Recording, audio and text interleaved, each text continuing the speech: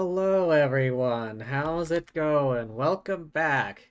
And thank you, Michael, for the 19 months. Damn. Every month. Every month. I still can't believe it's been that long. And of course, hydrate. Today, I have a Baja Blast from Taco Bell. Zero sugar, of course.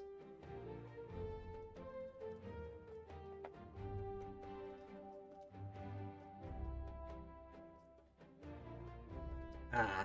But yes, deeply appreciate the support. How are you doing? Ah.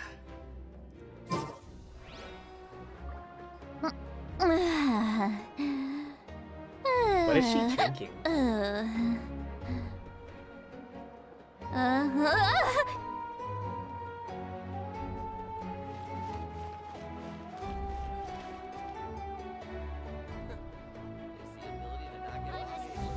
She's drinking liquor. And yeah, I saw you got Moika. Right. I forgot.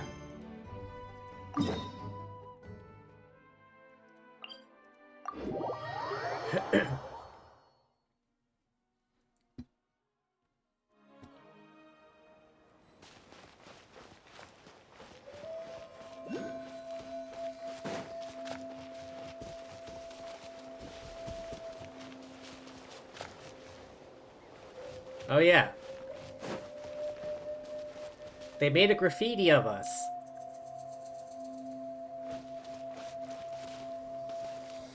Behold.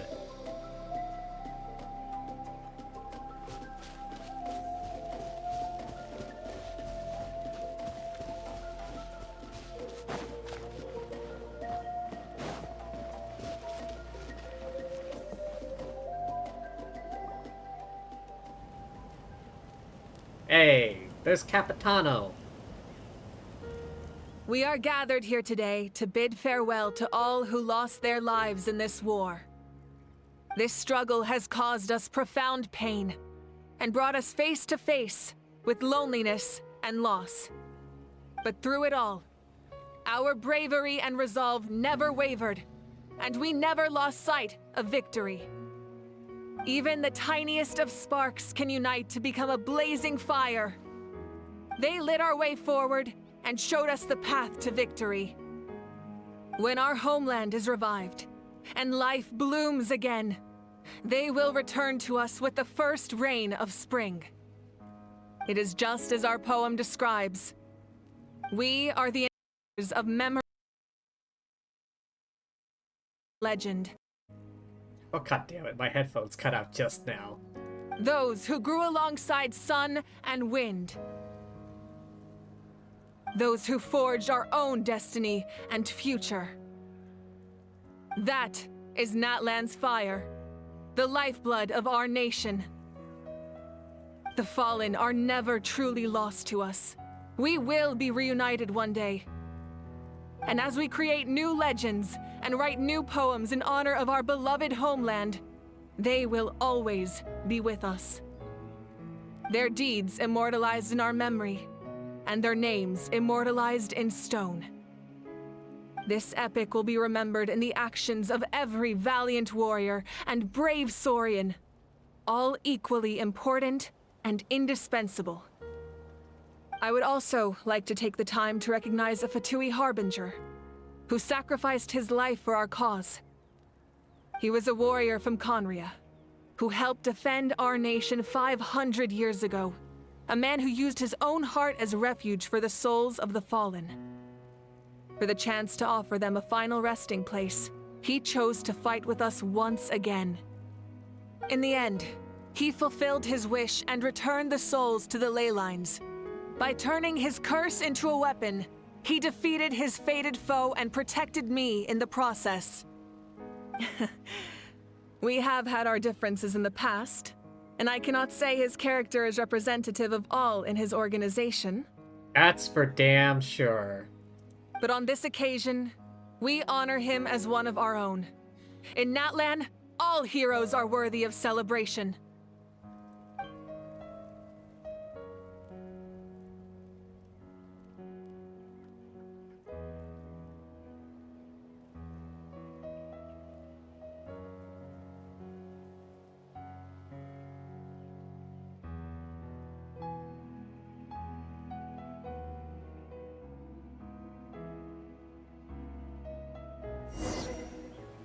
A moment of silence for the fallen there. Hey, did you hear? As long as we get permission from our chief, we can leave Natlan as much as we want. Yeah, it's because the ley lines have been restored, right? And the Lord of the Night is a lot stronger now. That means we can finally see the outside world for ourselves. I heard that Fontaine has a huge ocean. That is totally my vibe. I can't wait to go see it. I want to go to Liyue. The mountains are supposed to be super tall.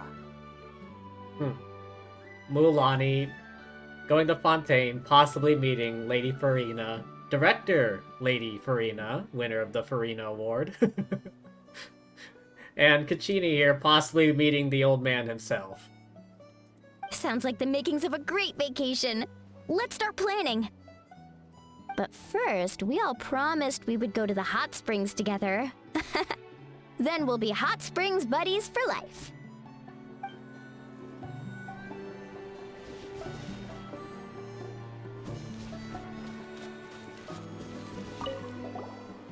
Muscles grow stronger through periods of strain. People work the same way.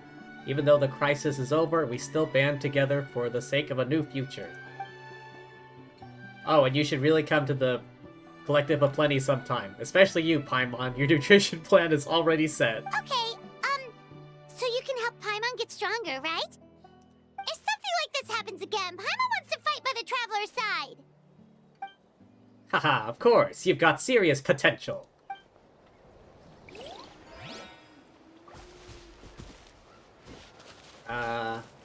Did I say anything to Kenichi yet? Strange.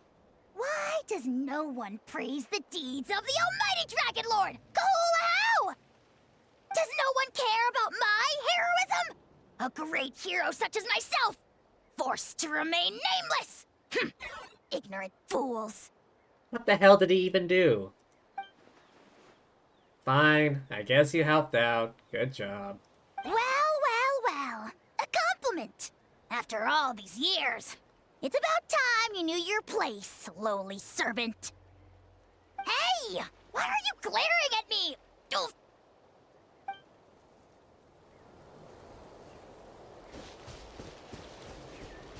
Partner? After you got back, you mentioned you saw Koichi in the Night Kingdom. So, she helped you then? Yeah, she brought a lot of Saurians and helped get through a tricky part of the Night Good. Kingdom. I'm sure that made her happy. There's still time to see her in your dreams. It's alright. I don't think she's going to come see me. She's probably sick of nagging her older sister. Still, thank you for telling me. Natlan has a bright future because of you. And I have a chance to make up for my regrets.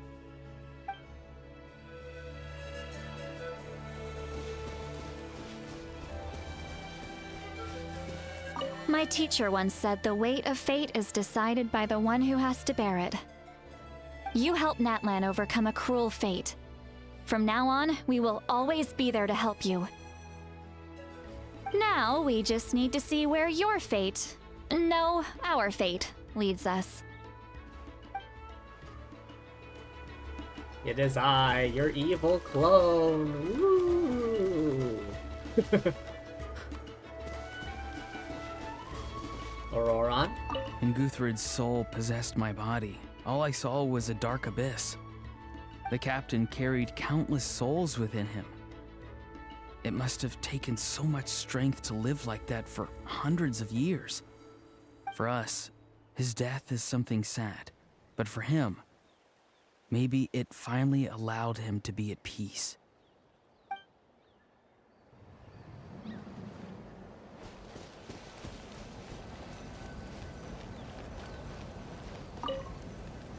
The stories of heroes will continue to be passed down from generation to generation. If Natlan faces a crisis again, I'm sure people will look to our story as a source of hope. We've earned our place in history. That's pretty surreal, don't you think? I guess, yeah. Read. Ad filios superbiae dona est requiem.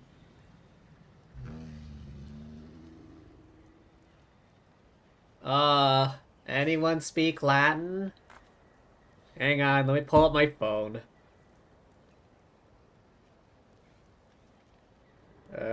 Google. Oh, here.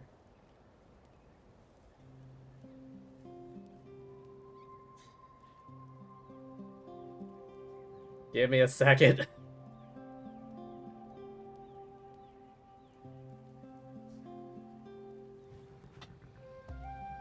Enter text. Add filios. No, not.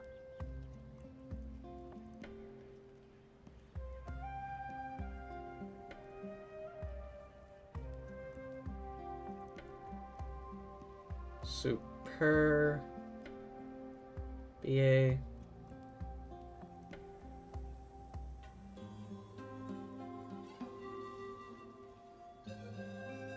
Donna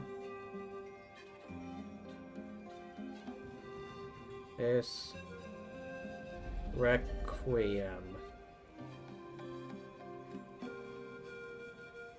To the children of pride, give them rest. If translated quite literally.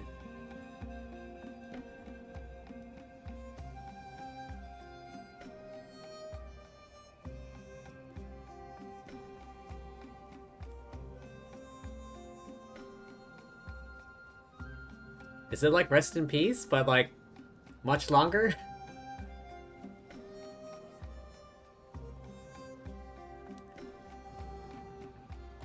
It would be nice if they gave a translation. Did they expect people to just have Google Translate ready? Oh. Sing your final song with pride, like a hero's march to the other side. This monument commemorates the 2,129 brave warriors who gave their lives in the war for Natlan. Really? 2,000 people died? Read. And alien tears will fill for them. Pities long for their names.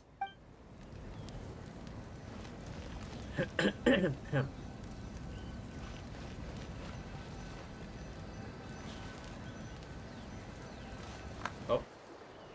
Ah, our hero's here. Is there something you want to discuss? Oh. Yep, this is the bet. This is the end, alright.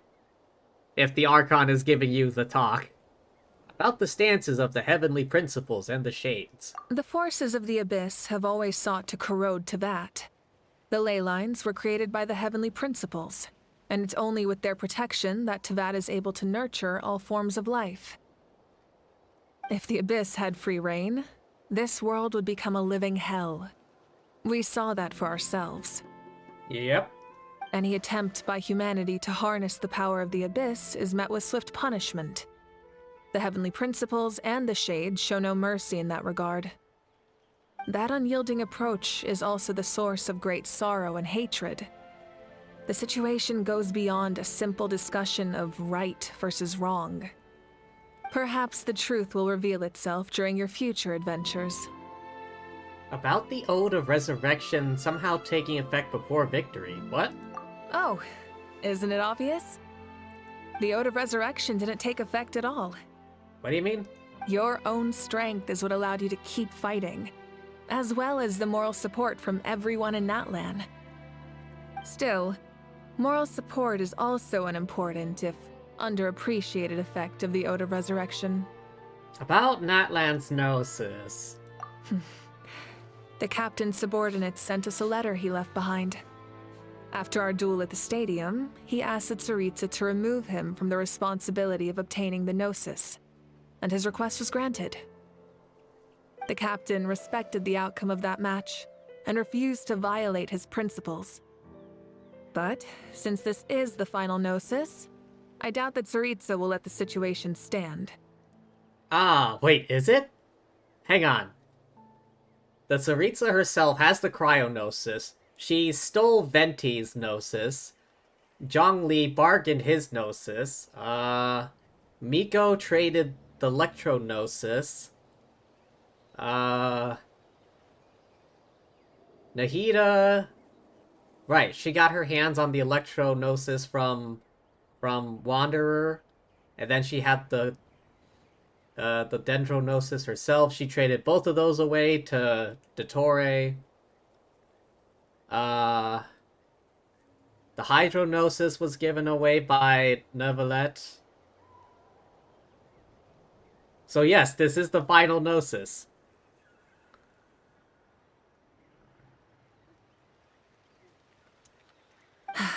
Perhaps a replacement Harbinger will be sent here soon. I'll make sure to be prepared. Hopefully it's someone more reasonable. Hopefully it's not Dottore. I'm this close to punching him in the face if he shows up again. About the next stop. A direct conflict with the Fatui is unavoidable the moment you step foot in Snezhnaya. So make sure you're ready for any scenario. On a related note, I've acquired some new intel about the fragment that suddenly appeared in the sky. The Shattered Moon? Such fragments are known as Ancient Moon's remnants, relics of secret source technology from the era of the ancient dragons. Coincidentally, a small squad of Fatui infiltrated our borders around the same time it appeared. Our investigation revealed them to be the subordinates of the Doctor. Their stronghold is in Nod Krai, a land with a long history not far from Snezhnaya. Dottore. I refuse to call him the Doctor. Only one person gets to be called the Doctor. The people there can use a very special power. It's said that this mysterious power predates even the 7 elements of Tevat. It's the Force. It's an energy field that binds all living things together. What is it that Obi-Wan said in episode 4? It flows through us, it God damn it, what did Obi-Wan say in episode 4? It's an energy field that all living creatures... Alright, now I gotta look it up, hang on.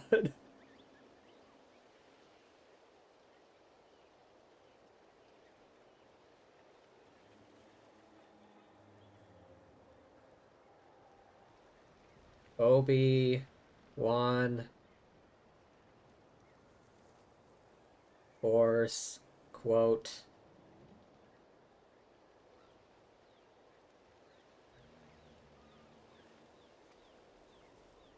It's an energy field created by all living beings. It surrounds us and penetrates us.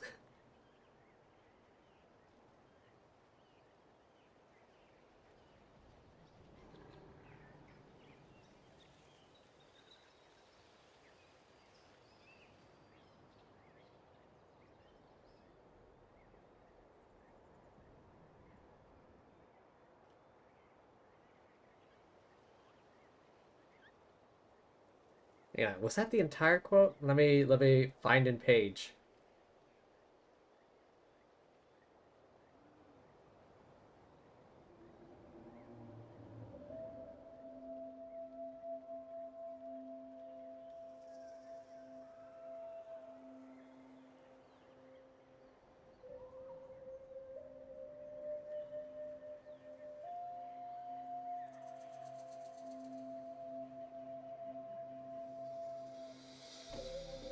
It binds the... Oh yeah, there was one last line to that. Mysterious power that predates the 7 elements of Tevat. It's the Force, I tell you. Ancient Moon's remnants, the Doctor, a mysterious power. The project that connects all 3 must be ambitious indeed. Got a bad feeling about this. About the tribe that my ancient name will belong to. Huh? Tribe? Oh, you're thinking along the lines of how the names of the 6 heroes were inherited. Yeah. In truth, apart from a few ancient names associated with a certain tribal culture or tradition, most ancient names can be inherited by anyone. Your name likely falls under that category. The Wyatt will select someone who shares your character and name them as your successor. Of course, that won't happen for a very long time. Yep. Okay, got that. That. No more questions. The long journey of the Pyro Archon has now come to an end. Together, we overcame darkness and death to accomplish something truly remarkable. As we celebrate your glory, allow me to thank you once again. This time, just as Mawika. Why? Is it something about Spanish or what? But they pronounce her name not with like a V, but like a W sound. This is based off of like Latin America, so Spanish, right? Thank you for the respect, understanding, and support every step of the way. It was my honor. An honor we share. You can keep chatting with your friends nearby. I think I'll stay here for now and watch over them.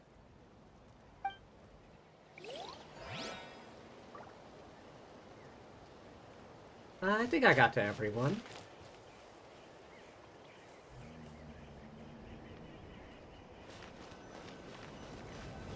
Salute.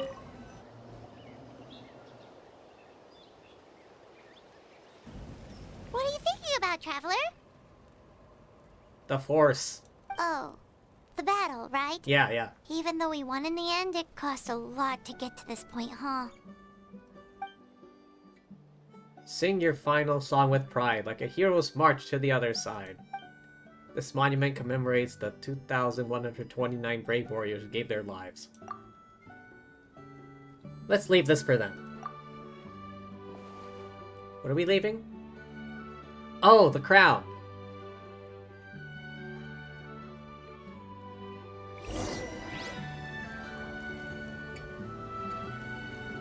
Embark on new adventures. They literally just disappeared. I turn around.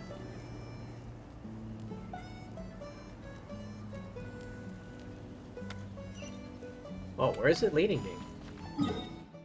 Back to the stadium?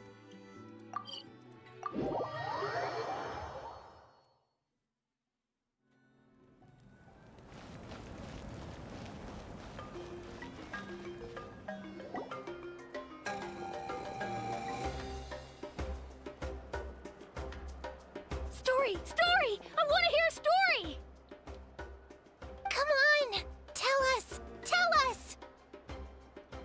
Well, you kids don't miss a beat, do you?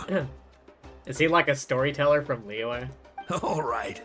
You can be the first audience for this new tale. Let me know what you think. Now, where to begin? A long time ago, in a galaxy far, far away.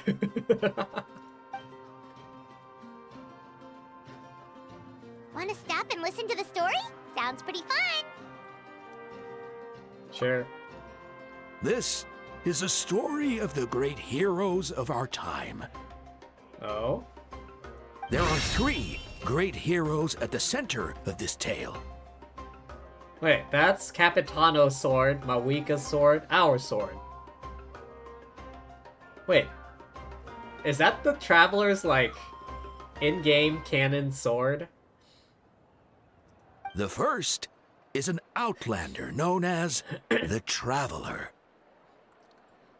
Wait, this isn't a story, this is just recent news. Like, literally.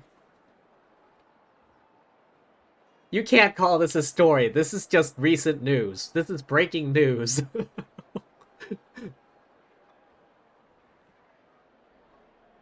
He's not a storyteller, he's just a reporter at this point. A warrior of great strength completely immune to the power of the Abyss. It's not a story, it's just news. More importantly, the Traveler is kind and brave. Someone who treasures those around her. You could call her a natural-born hero. Yeah, she's super strong. Tell us more. I swear to God, this is just like Zhong Li, like in Liyue Harbor, listening to the storyteller tell stories about himself. He's listening to his own fanfics, and we're listening to our fanfics. Hey, just let him finish the story. Oh, he knows we're here. The man telling the story keeps looking this way, Traveler. Paimon thinks he recognizes you. Well, we really made a name for ourselves in Natlan. The second hero is also an outlander. Many years ago, he forged a connection with this land and used his body as a vessel for the souls of his fallen comrades. This is just news, recent news. His goal was to give them a home and, with that, a chance to be reborn into this world. This is just a recap, basically. The third hero is none other than our current Archon, Mawika. Yeah, why is it pronounced like that? Not only is she a powerful and respected figure, but she also commands the power of the Ode of Resurrection, which can bring people back from the dead. With the support of 6 heroes from 500 years ago, she united Natlan against a dangerous foe. Now, this story truly begins with the arrival of the Traveler in Natlan. Here we go. Oh, okay, we don't have to listen to the entire damn story. Because we lived Under her it. guidance, Kachina performed exceptionally well in the pilgrimage and earned her chance at the Night Warden Wars. Even if she did die. Look at him go.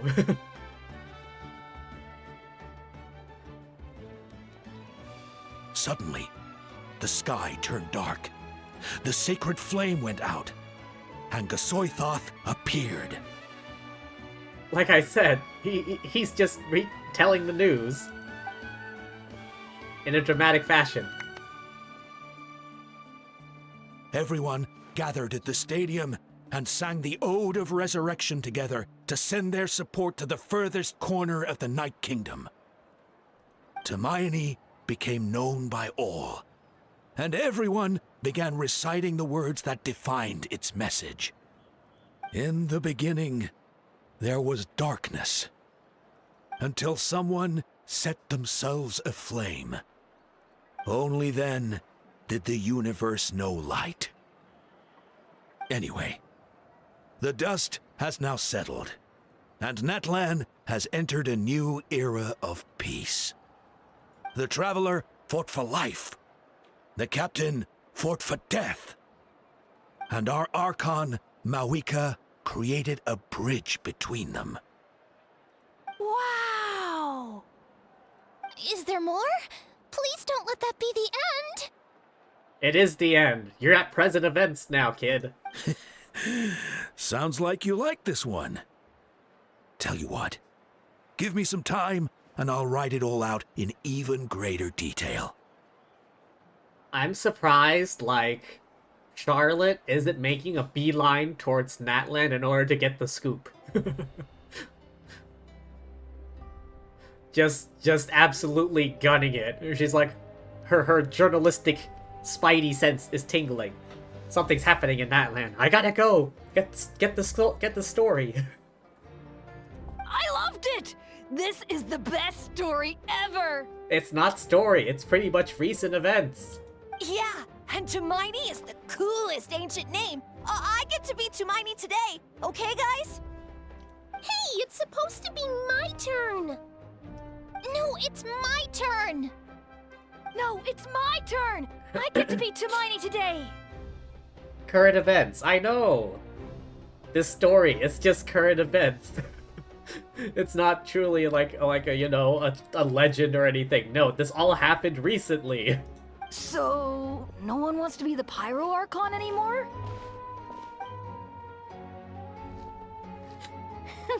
Sounds fun. What do you say, Traveler? Wanna let Paimon be Tumaini for the day? Sure, then I'll be Paimon. Alrighty then. Let's go, Paimon. A new adventure awaits.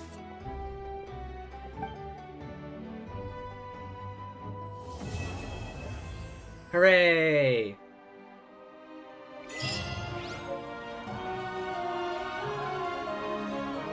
Ew, Paimon.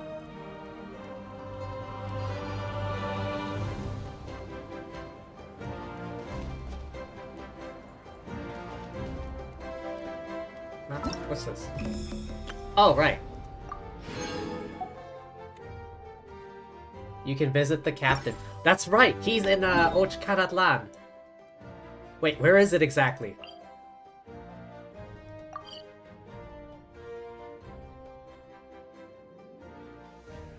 Offer up blazing flint ore. Wait, this is where you can do it?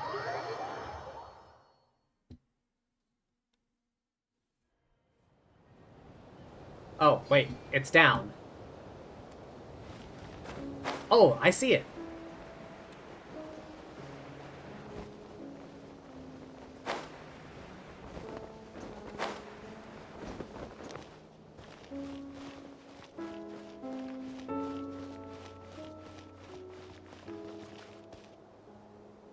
And here he shall sit for until the end of time.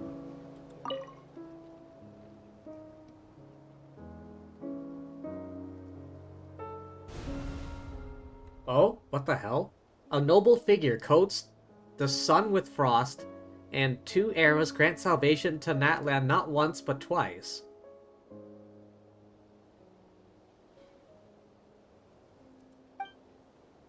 Offer? Oh, okay. Hey, hang on, hang on.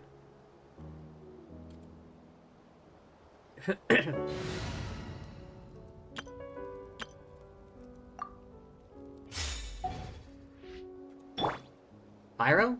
Pyro. Try again.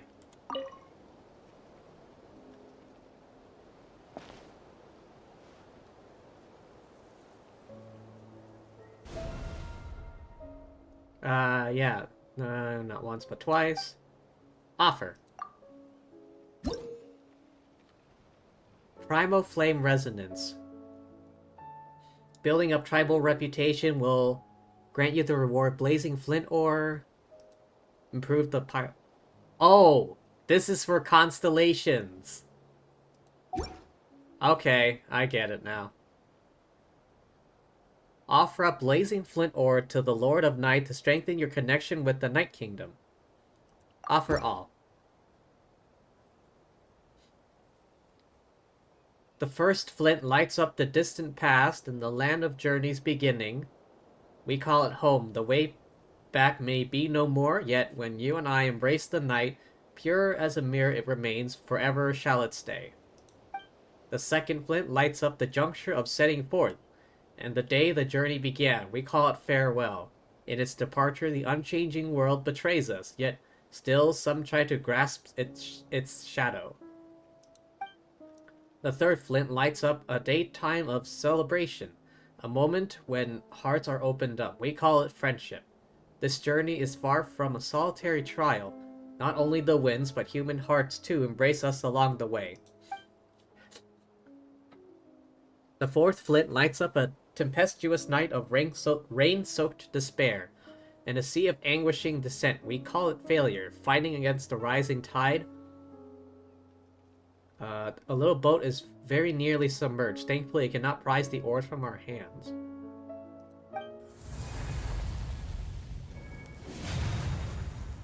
Ooh.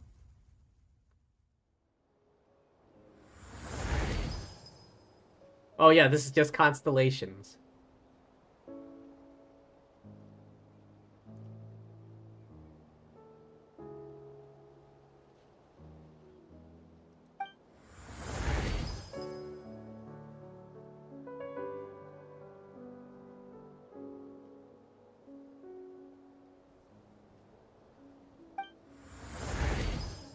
Increases max level.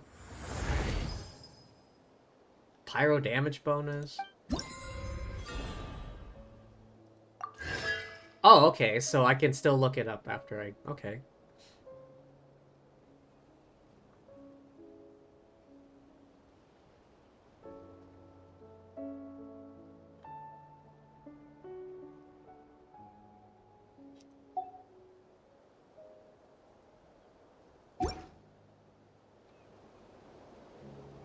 Damn.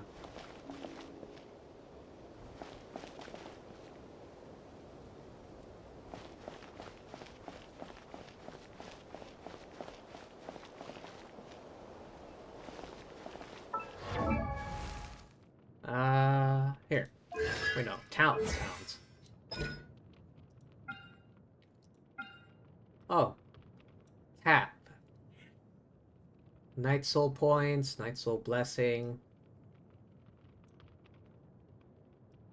Hold. Nearby opponents, Night Soul points.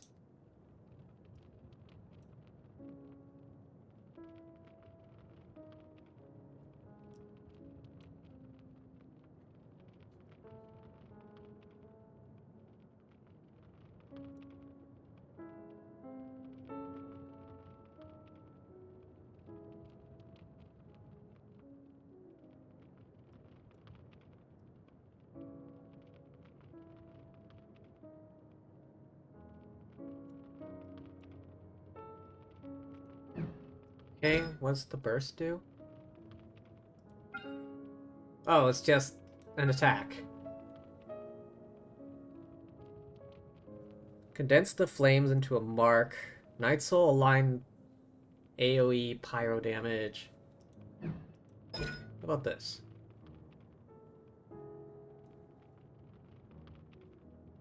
Attack AoE increased.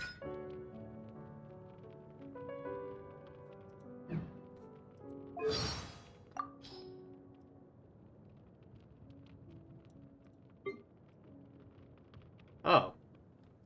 Okay. Constellation Viatrix.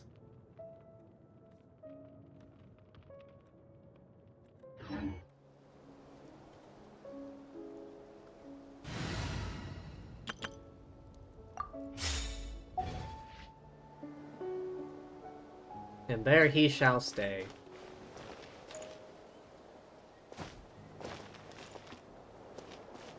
Hang on, wait a minute, what did that do? Coming! Oh!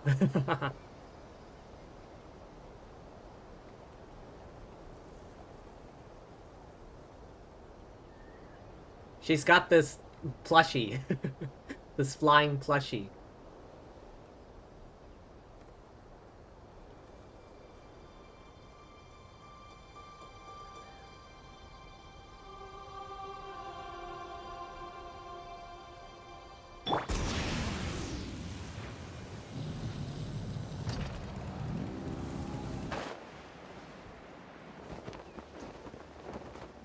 Yeah. While Mawika can fly, she doesn't fly for very long. She can also go across water, but again, not for very long.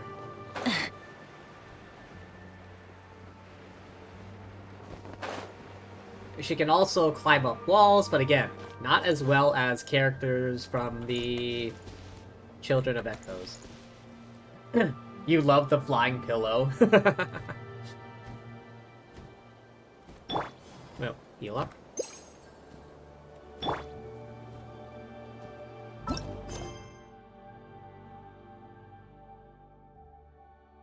To the Winds of Freedom.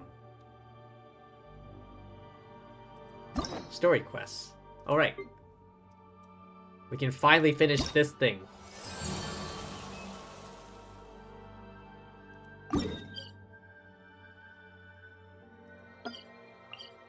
Alright.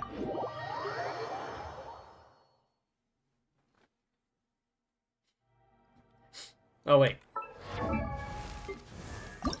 I want to ascend her. Alright, I need to go fight the boss a billion times.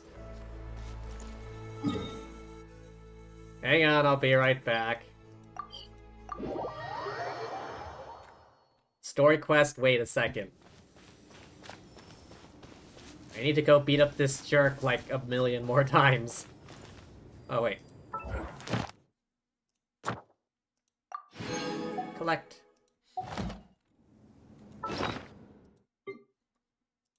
Oh, right, the ancient name thing. In the Pilgrim's Chronicle. What?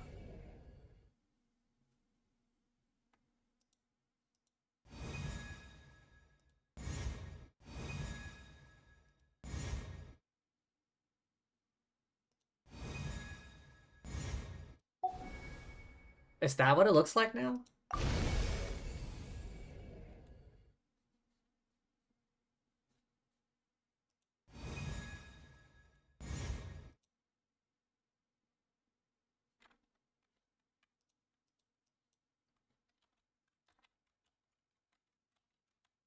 Oh, okay.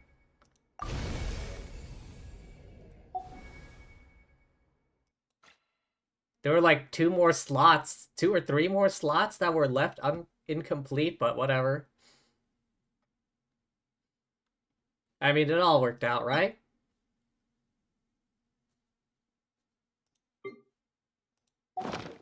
Right, fighting that thing, hang on. We want some buffs. There you are.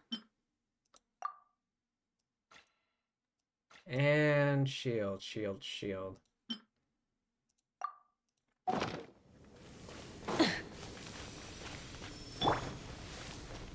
If you insist on putting yourself to the test, Get to work! Rev the engines!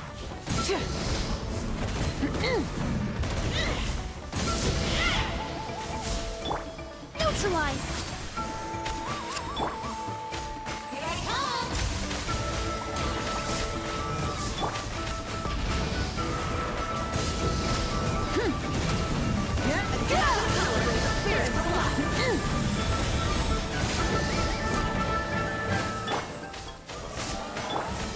Reconstitute!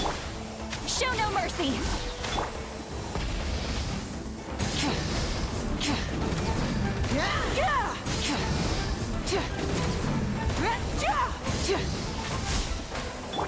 Neutralized! Get to work! Pyroclastic surge!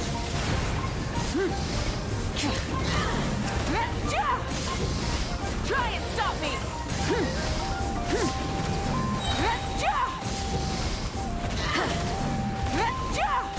Wait, what?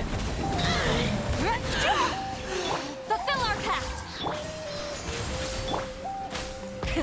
Rev the engines!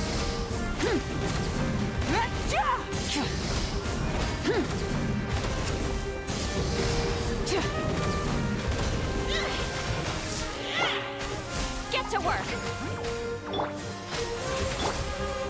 Light of the blazing sun! Full throttle!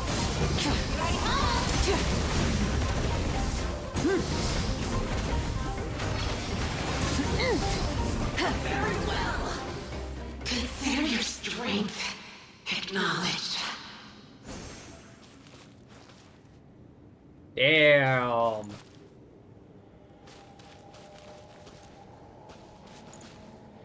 Unfortunately, I think this is a better team for her than the Goddess Squad.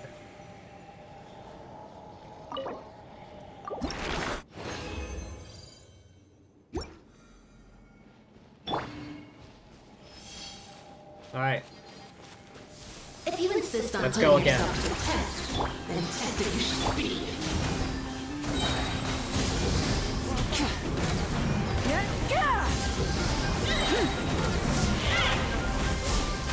Pyroclastic surge! Rise with the sun!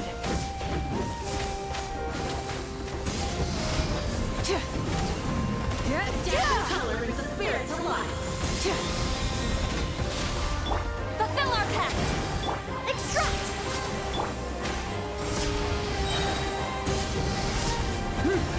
Come on.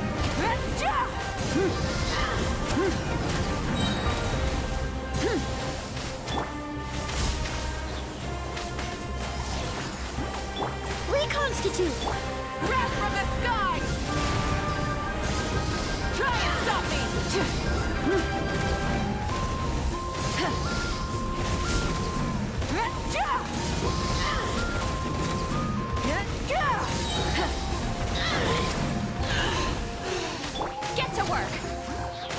Extract! Full throttle!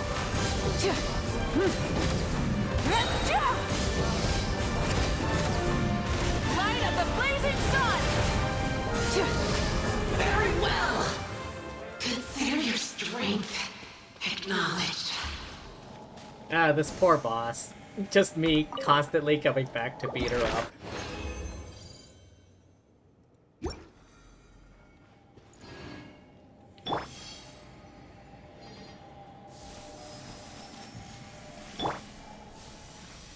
If you insist on putting yourself to the test, then Show no mercy! Light it up!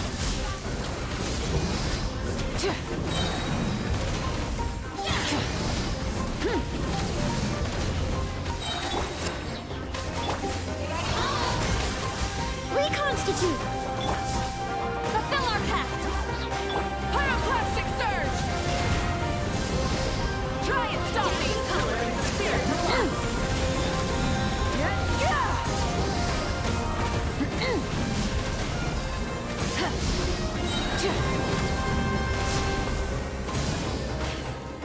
Show no mercy!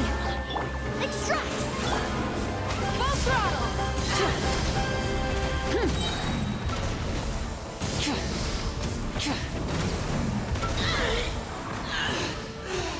Wrath from the sky!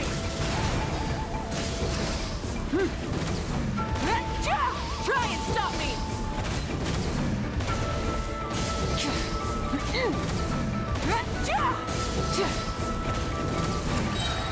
The aim is a dodge, goddess. Reconstitute! Rev the engine!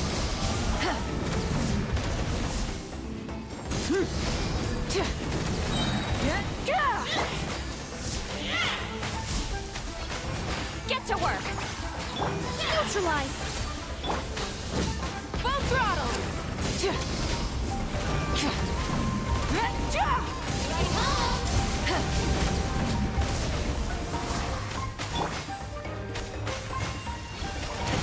Color and the spirit. Very well.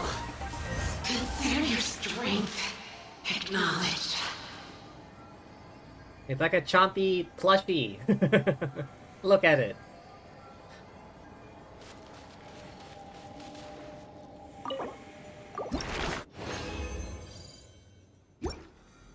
Is that enough? I hope that's enough. I kind of feel bad for the boss. It's like 3 times I beat it up in a row.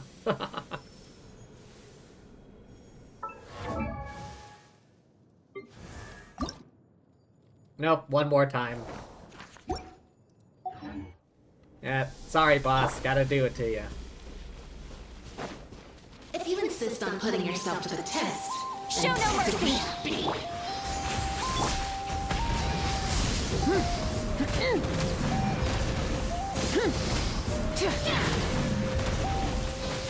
Light of the blazing sun!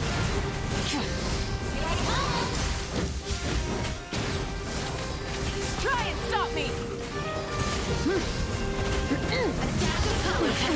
Oh damn it, I wasn't paying attention. Legacy.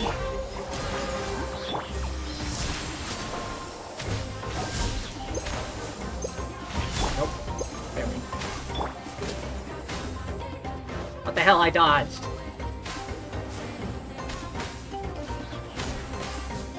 Get to work!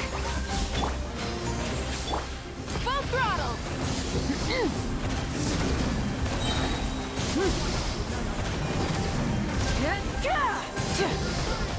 Pyroclastic surge!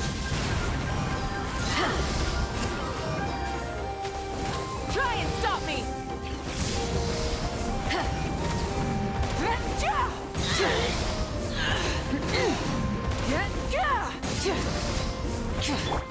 This'll brighten up the place. Make way for the Adeptus! Fulfill our pact! Full throttle!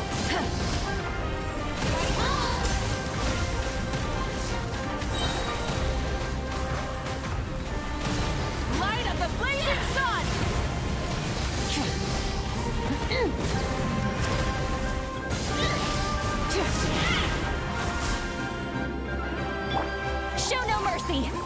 Neutralize! Rev the engines! Where'd she go?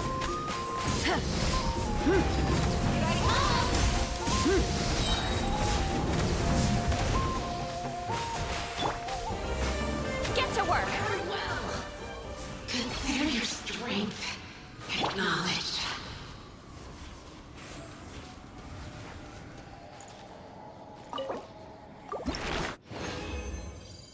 3? No, it's only 2. God damn it! I gotta find it one more time.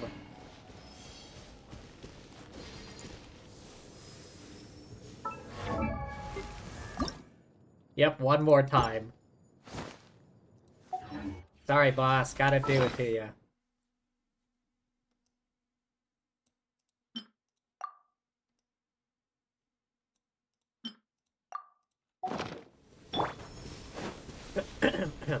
If you insist on putting yourself to the test, Fulfill our it pact! shall be. Extract! Try and stop me!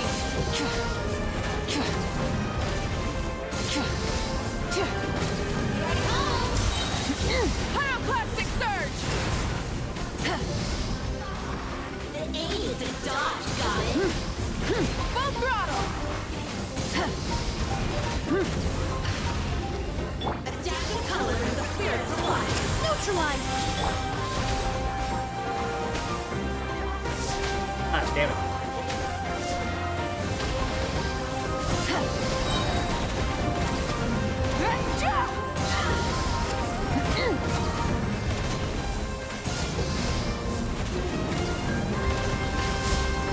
Show no mercy!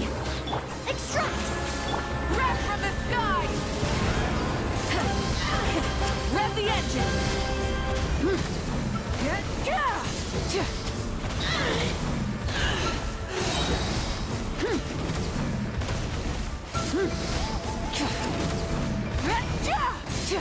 Full throttle! This constant motorcycle smacking. Fulfill our pact! Aha! Neutralize! Pyroclastic surge! I can't see.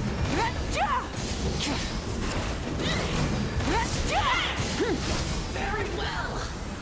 Consider your strength acknowledged. Blow. No blow. Finally. Oh, again, 2. Okay, now I think that's enough for her to ascend.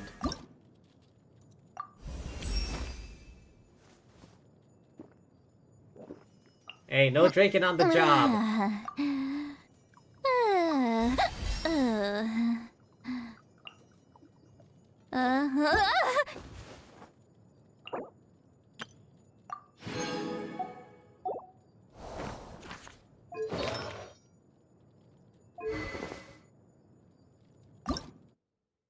Ah, I don't have enough.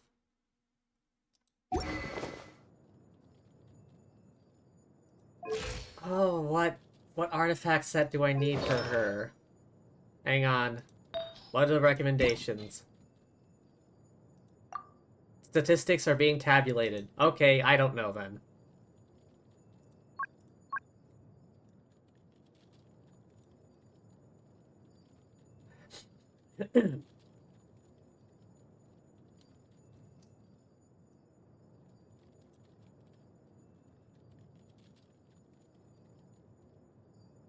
Is it this one? I have no idea.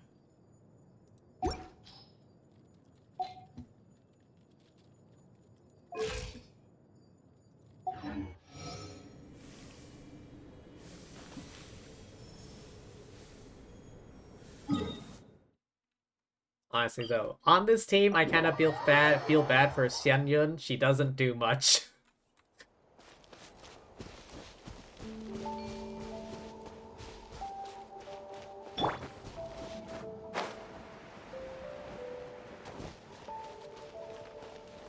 So just oh. What's happening here? Huh? What are the Fatui doing here? Are they with the captain? Otherwise, should I start punching? That's a little concerning. Let's go over there and see what they're up to. Also, how did they get this close to a tribal settlement? Considering what the captain did for Natlan? Oh, wait. Hang on. Does this take place after his death? Huh. All the Fatui left in Natlan are probably the captain's subordinates. That basically makes them followers of one of Natlan's heroes. Pretty much. Still, once a Fatus, always a Fatus. Something seems off seeing them here. Let's go check it out. Oh, here we go.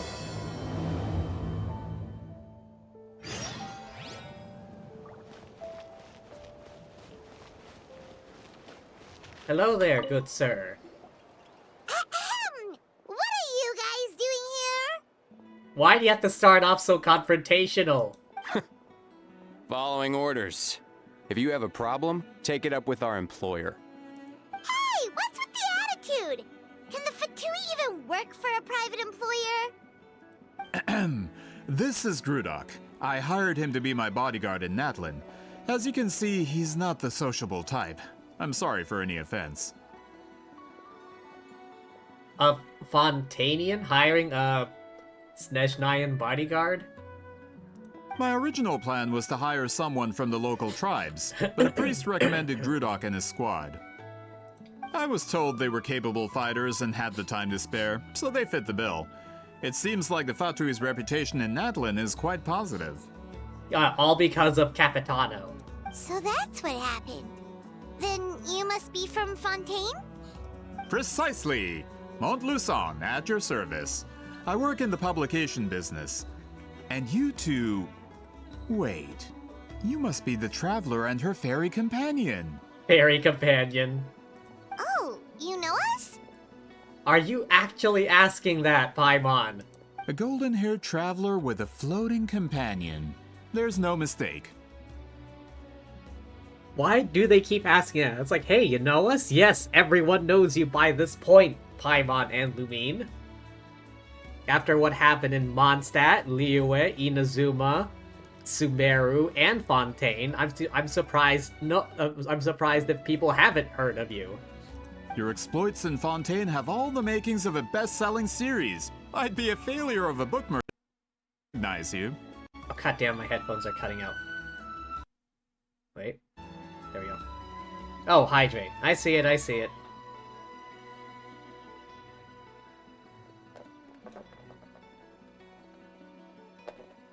Wow, we're really famous at this point, Traveler. It's truly my lucky day. I know this is sudden, but I was actually looking for you two. You see, I have a favor to ask. And that is... So, you chased us all the way to Natlan? That's a little creepy. You'll be generously rewarded, I promise you. Generously rewarded. Well, at least he got straight to the point. Should we hear what he has to say? Something tells me we can't escape this one. Alright, we'll hear your request. You know the great shaman Sitlali, right? I need her help with something. Yeah, but the chances of her helping a random stranger just because we asked? With her personality, pretty slim. Yeah, Sitlali really doesn't like dealing with strangers. I heard about that from other members of her tribe. But they told me if one person could convince her, it would be the golden-haired traveler. Convinced? What do you need help with? If you manage it, I'll even double your pay. Why do you need her help? Oh yeah, we should definitely get to the bottom of that first. It's kind of a long story, and there's tribal history involved, so you should hear it from an expert. Alie, if you could. Of course. I don't often have an eager audience for this kind of thing. Nice to meet you. The name's Alie.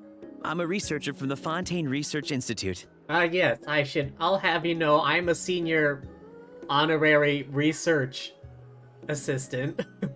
What was my title again? I forgot. Unlike most researchers, I have a keen interest in ancient ruins. That's why I was invited to join Monsieur Montluçon's team. I honestly don't remember. It was like senior honorary researcher. I think that's what it was. Have you heard of the legend of the great shaman Itztli? Sounds familiar. Yes. According to local records, she was a color mystic who lived over 200 years ago, and the most adept in her tribe at using that particular technique. Out of all of her exploits, her most celebrated is the Battle of Seven Colors. According to legend, the battle was triggered by an abyss invasion, one of the most brutal in Natlan's history, even from a greater historical perspective. Amazingly, Natlan was able to turn the tide despite being at an extreme disadvantage. The key to victory was none other than a color Itztli created on the battlefield. A color? The color was extraordinary, illusory in appearance while also seeming to possess physical form. Legend has it that Itztli used the color to construct a magnificent maze on the battlefield and trap all the enemies inside. This allowed her allies to launch a counterattack and ultimately secure victory. Anyway, that's the gist of it. We don't want to take up too much of your time. That story is the reason I came to Natlan. I often publish books about the history of other nations. They always end up faring well on the market. When I heard this story for the first time, I wanted to include it in my next collection, but... Historical records about Natlan aren't very detailed. We haven't been able to determine where the battle took place, or find any definitive evidence that it occurred at all. Even within the Masters of the Nightwind, people dispute the legitimacy of the story. Some believe it to be a myth. If that were the case, the story would not be fit for publication. But if you're just including it in a story collection, why does it matter if it never happened? Well, you see, the slogan for the collection is Restoring the Truth of History. Naturally, I needed to be factual. Fair enough. That's why I'm here. The Masters of the Nightwind are said to have a tradition of recording past events, so I wanted to consult their records. But I was refused access to the Obsidian Altar. Application after application, and all I received were a few ordinary woven scrolls with nothing to offer. Honestly, I'm just trying to promote their history, and they make such a fuss.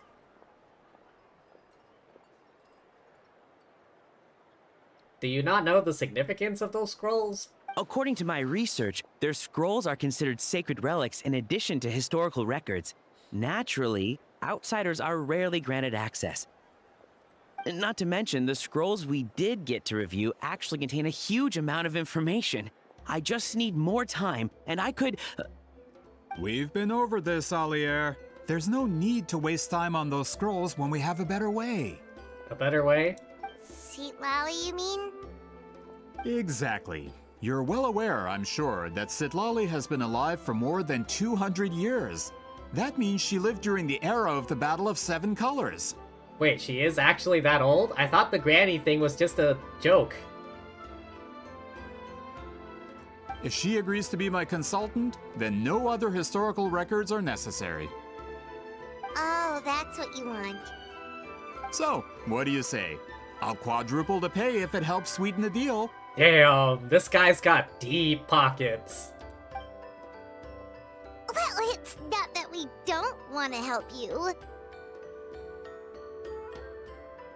We actually should go ask her. Oh, right! The duty the chief gave us has a lot to do with Itztli. Who knows? The Battle of Seven Colors might lead us in the right direction. I kind of forgot. How did the previous two parts of this quest go? Alright, we'll help you convince Itztli. Just let us do the talking, okay? Of course.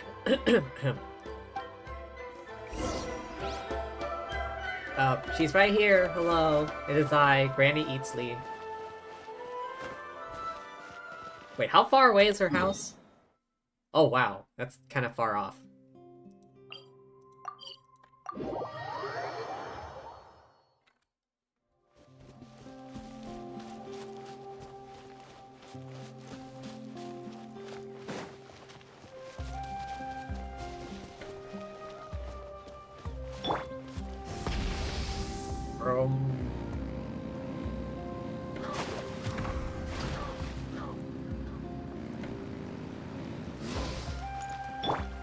I'm home. This is where she lives? Huh. Not as far as I thought, but at the same time, it's like no small distance. Still, it's kind of out in the middle of nowhere, relatively speaking. So, this is where the great shaman lives? A bit far from civilization, isn't it? I hope the person who pointed us in this direction wasn't mistaken. For someone like Itztli, it actually makes a lot of sense. Yeah. Is this graffiti her work too? I wonder if it's a cultural practice. If I could just copy it down, We're here for a reason, Alier. As agreed, you two can do the talking, and we'll wait for you here. Okay, we'll go knock on the door. Hopefully she's not hungover. Oh yeah. Bit of a drinker. At least she's not as bad as Venti.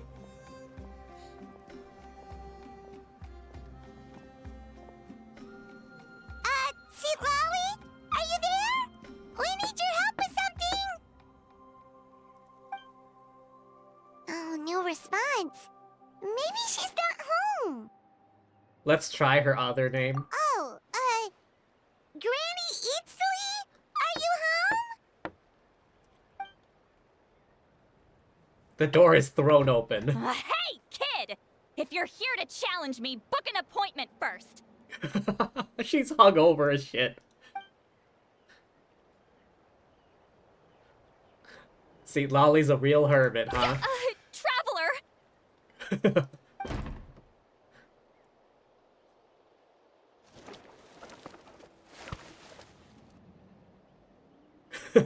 Looks like we came at a bad time.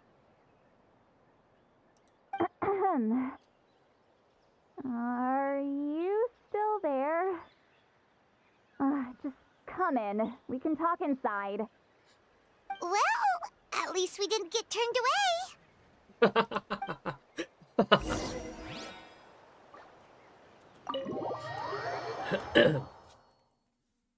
Oh, that was hilarious.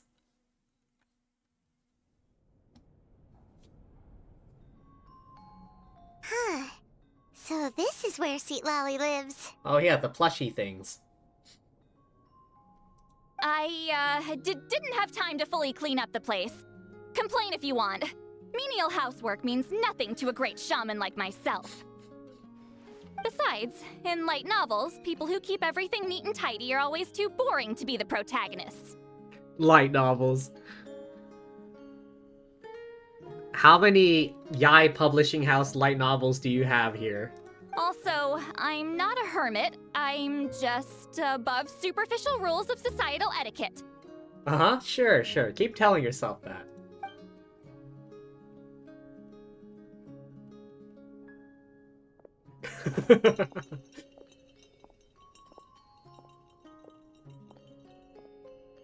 She sure does care a lot about what we think of her.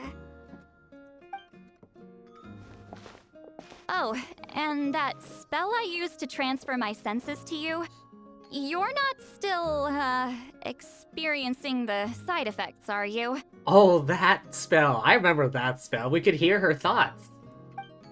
It's my duty as a great shaman to check that kind of thing. Oh, you mean when we could hear your thoughts? Nope. It's been so long, we don't have to worry about that anymore, right? Then why do I hear the traveler's thoughts in my head? Wait, what? What?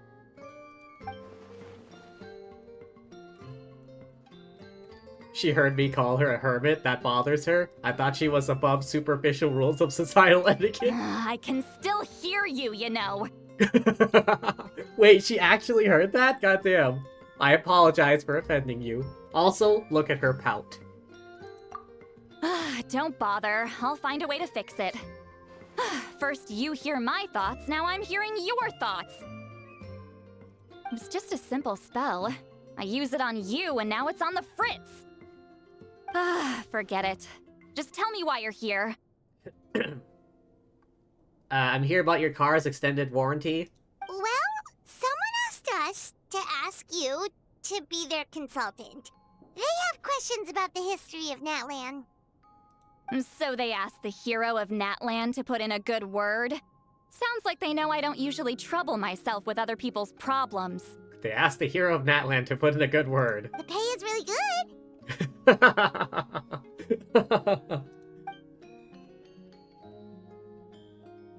Doesn't matter, I'm busy. Reading your light novels? She sure doesn't look busy. Paimon knew this wouldn't get us anywhere. What if the request comes from me? From you? Yeah, we were given a sacred duty to help your tribe weave a special scroll. I kind of remember that. Huh? So, you're the appointed ones this time? It's coming back to me, kinda. We were surprised too. After all, we have no idea how to weave a scroll like that. But with Chef Biram's help, we were able to make some progress. We still haven't succeeded, but we learned that the key to weaving the scroll is a special kind of color.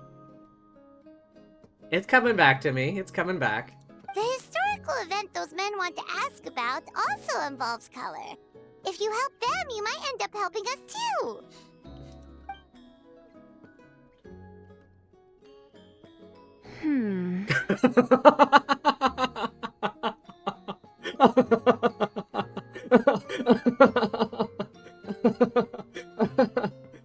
The look on her face.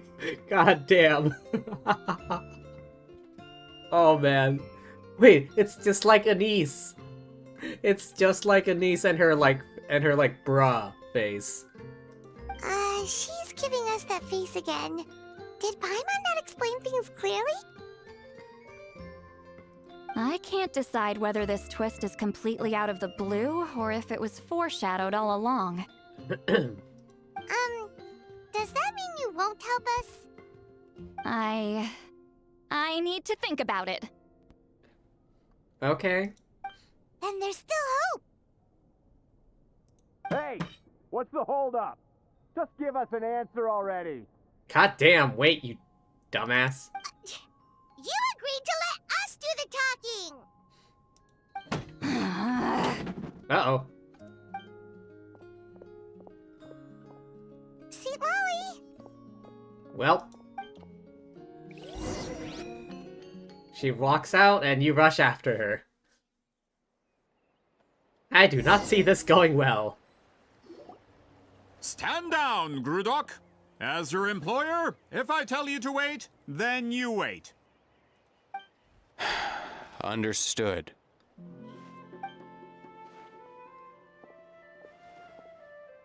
You're the great shaman who's been alive for centuries? But you're so...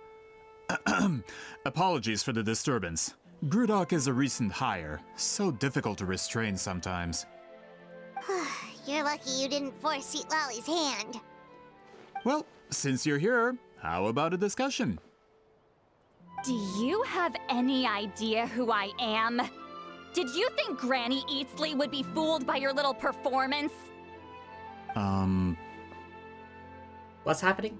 I have no intention of speaking to you. Your recent hire interrupted me right as I was about to make an important decision. Pull a trick like that again, and I'll make your lives a living horror novel, except 10 times worse. That's all I came out here to say. Whoa. Damn. Traveler, we have a discussion to finish. You live up to your name, Granny Itztli. I apologize for the offense.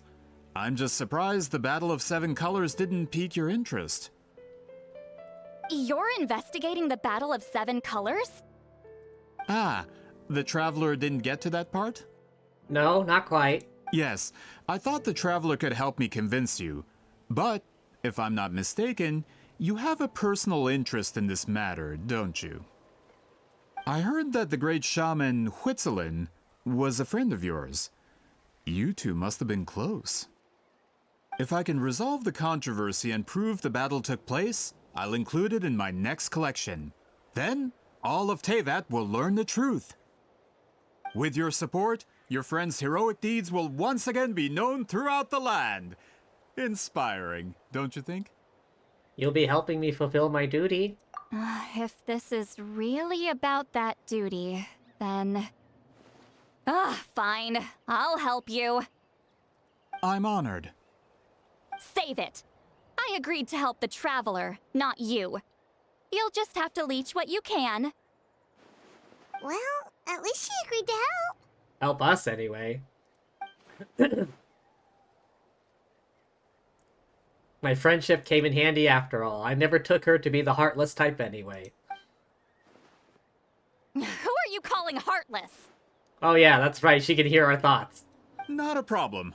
I always planned to work with the Traveler. So, did you directly experience any events of the battle? Do you have any idea where it took place?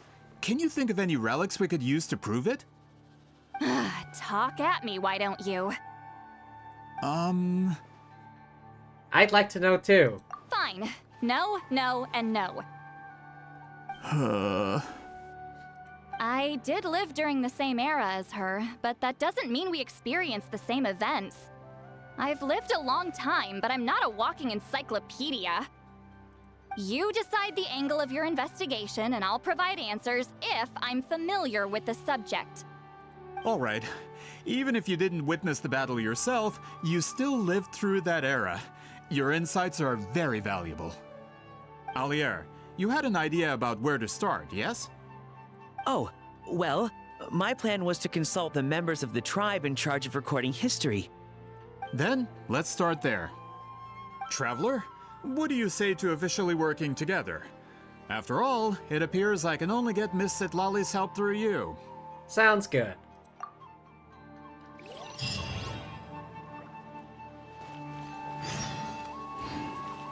Accompany Itztli for the investigation. Away!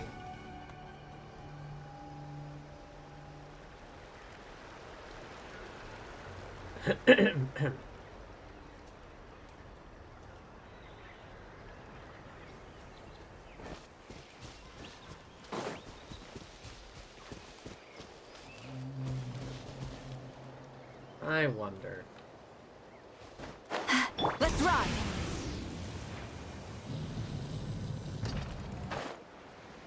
Can I? No, I can't. Oh, wait. Yeah, there we go.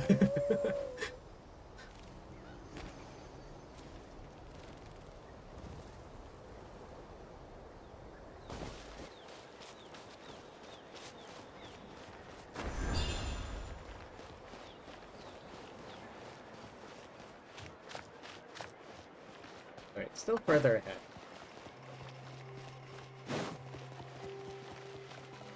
You know what? Motorcycle, let's go. Rev the engines!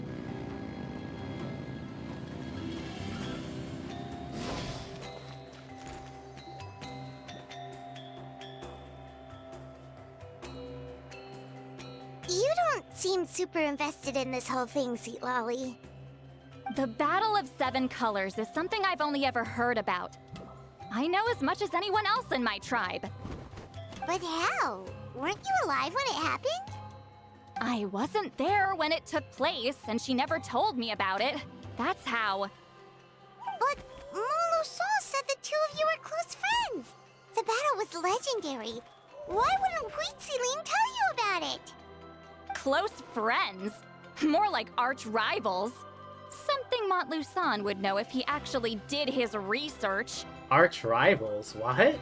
Did you see the graffiti outside my house? That's not my doing.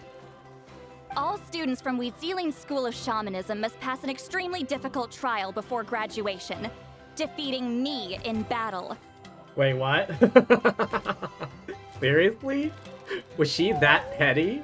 It's like, yeah, if you want to graduate from my classes, you have to go fight this old lady.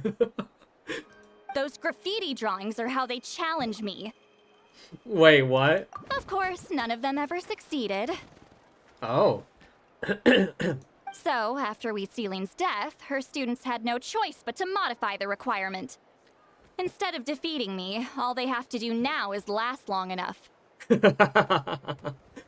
That sounds like a necessary change. As my rival, Itztli only had one achievement that surpassed my own. And that was the Battle of Seven Colors. I can only assume she had some kind of secret technique at her disposal. I was not expecting that. It was like, yeah, if you want to pass my class, you have to go fight my arch rival. It makes perfect sense that she kept it from me. I'm a fast learner. Telling me about the technique is no different than handing it to me on a silver platter. As if she would give away her one advantage. Oh, that makes sense. Understandable. Anyway, all of that is secondary.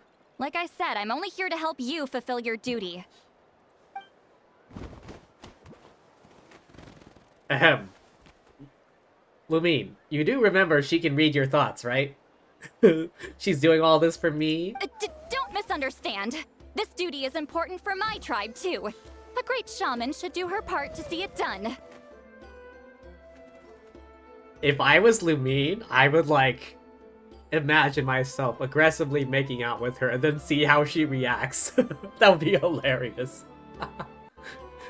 Oh, man. Wait, my headphones are cutting out again. God damn it. Wait, there we go. A great shaman should also be a bit more organized at home. Excuse you? I fail to see what housekeeping has to do with my duty as a shaman.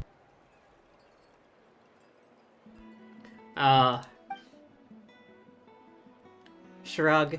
Why is it that you're the one whose thoughts are exposed, but I'm still the one suffering? I need to get to the bottom of this. Excuse me, great shaman, but we have a situation over here. We could really use your help. Please, great shaman. Okay.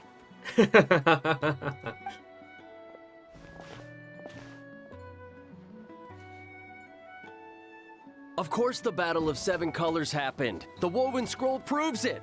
Itztli used a mysterious color to construct a maze and trap the enemies inside. That's just your interpretation. There's more than one way to understand that scroll. Besides, constructing a maze out of color is ridiculous. Itztli was one of the most powerful shamans of her time. She definitely could have pulled it off. That's the biggest problem. She had students. Why not pass it down?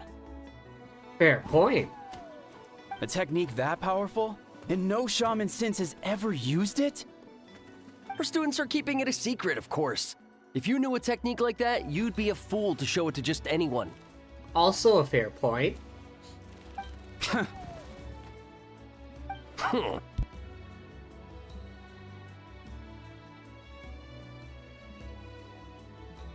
Oh, I didn't mean to cause an argument. I just wanted to ask, is there anything we can use to prove the battle took place? Of course it took place. Why would you need to prove it? You'll have to excuse him. Some people in our tribe insist on clinging to outdated views of history. I'd give up now if I were you. It only gets more ridiculous from here. More ridiculous? Please don't fight. Wow, so the battle really is controversial. Am I the outdated one? Kids these days can't find anything better to argue about? These arguments are precisely why I hesitate to include this story in my collection. Neither side was able to offer anything useful. What should we do? Itztli was a passionate teacher. We were opposites in that sense. The technique she used in the battle must have been her masterpiece. There's every reason to pass it on. Fair point. Still, if the technique is powerful enough to single-handedly stop an invasion, it also makes sense that her disciples would keep it a secret. Again, fair point. We should check with the students from her school. If we can confirm the technique exists, we can deduce certain things about the battle. But as far as I know, most of the shamans from her school occupy high positions in the tribe. Not the type of people outsiders like us can speak to on a whim. And also, I'm not so sure they'd be willing to talk to Itztli here. Her arch rival. Right. The obsidian altar is off limits to you. But, if I go... Is there a problem? They definitely won't talk to her. Most of Itztli's students are respected priests in the tribe. But that means they had to go through me. Or try, at least. I, of course, humiliated them from a young age. Those who hold the position now are the ones who lasted long enough before I wiped the floor with them. If I show up without warning, they'll run for dear life. That's not gonna get us any answers. If I show up without warning, they'll run for dear life. Imagine that. You're one of Itztli's students, and you're just doing your job. All of a sudden, Itztli here walks through the door, then you panic. It's like, oh god, she's back to finish the job. Yeah, Paimon can see it now. I think it's best if Lumine here does it. She could tell them about, you know, her assigned duty from the chief. And plus, with her being Natlan's hero, like, you know, that might help get them to open up. Run for your dear life? It's like Itztli some kind of tyrant. Hey, don't jump to conclusions. That was just a metaphor. Who better to fend off a tyrant than a hero of Natlan? Only you have the guts to joke like that with me, Traveler. Fine, I said I'd help, so I'll help. But don't blame me if it goes wrong. Alright,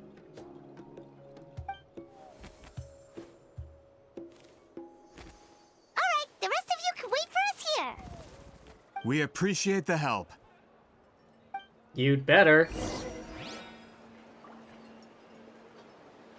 Alright, where do we go?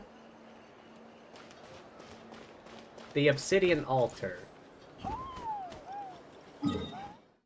Is that just the thing?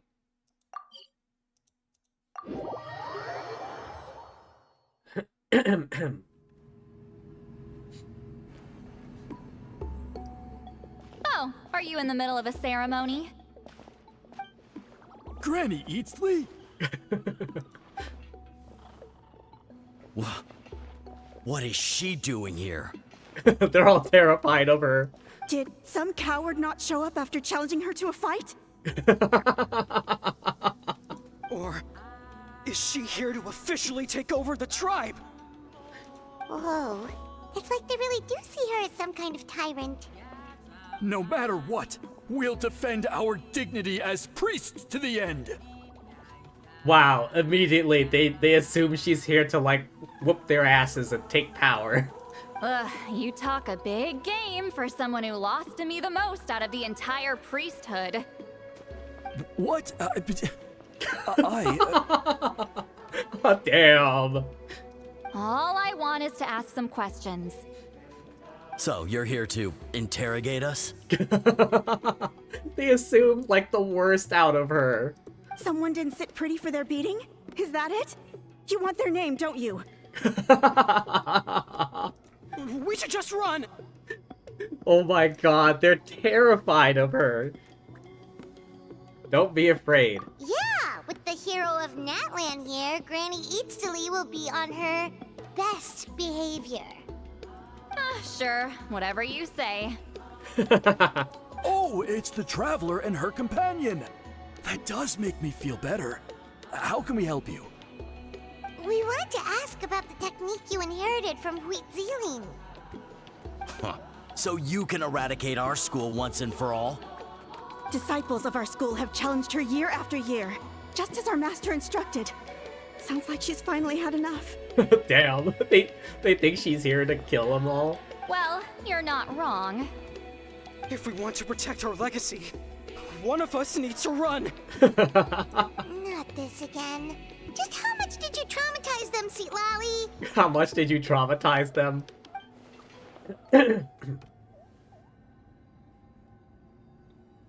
Again, she can hear you. She beat them in a duel, so what? No reason to be this terrified. Itztli is someone worthy of love and respect. Hey! You can't just say whatever you want just because it's in your head.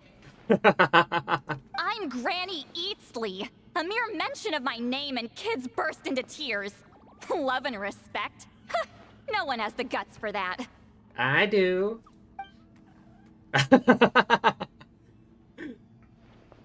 Same wavelength here, Lumine. You know what? Forget about your duty. We really need to fix this mind-reading situation. Sorry to disappoint. But if you're here to question whether we're qualified to inherit our master's legacy, we're not going down without a fight. We're not getting anywhere. What should we do, Traveler? Let me think. Oh, it's this guy. Huh? Oh, it's you. Elder Tlapo! Oh, we must have disturbed your meditation. Our deepest apologies. Please forgive us.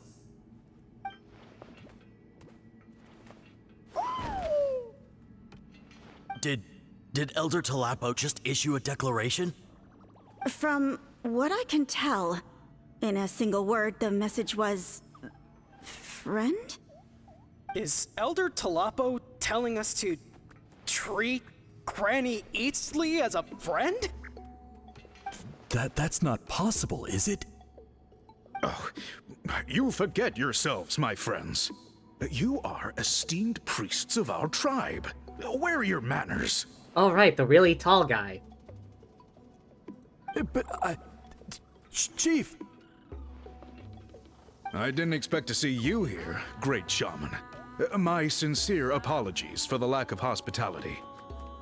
Well, I wasn't exactly planning to come to this crowded place. So you can save the pleasantries, Chief. I'd rather get this over with. Understood. Now, as successors of Itztli, I understand your friction with Granny Itztli. However, Elder Tlapo's declarations have always showed us the correct path. You would do well to respect his counsel. So, mind your manners and allow Granny Itztli to ask her questions. Good thing Elder Tlapo and Chief Biram are on our side. Honestly, if they weren't here, all the other guys would probably have had a heart attack. Hey. Hi there, Elder Tlapo! It's been a while. Hey, he seems pretty happy to see us. He's the one who put you in charge of the scroll, right? I think so. Yeah, Elder Tlapo appointed us to the task. Elder Tlapo, huh? He's still Claw to me.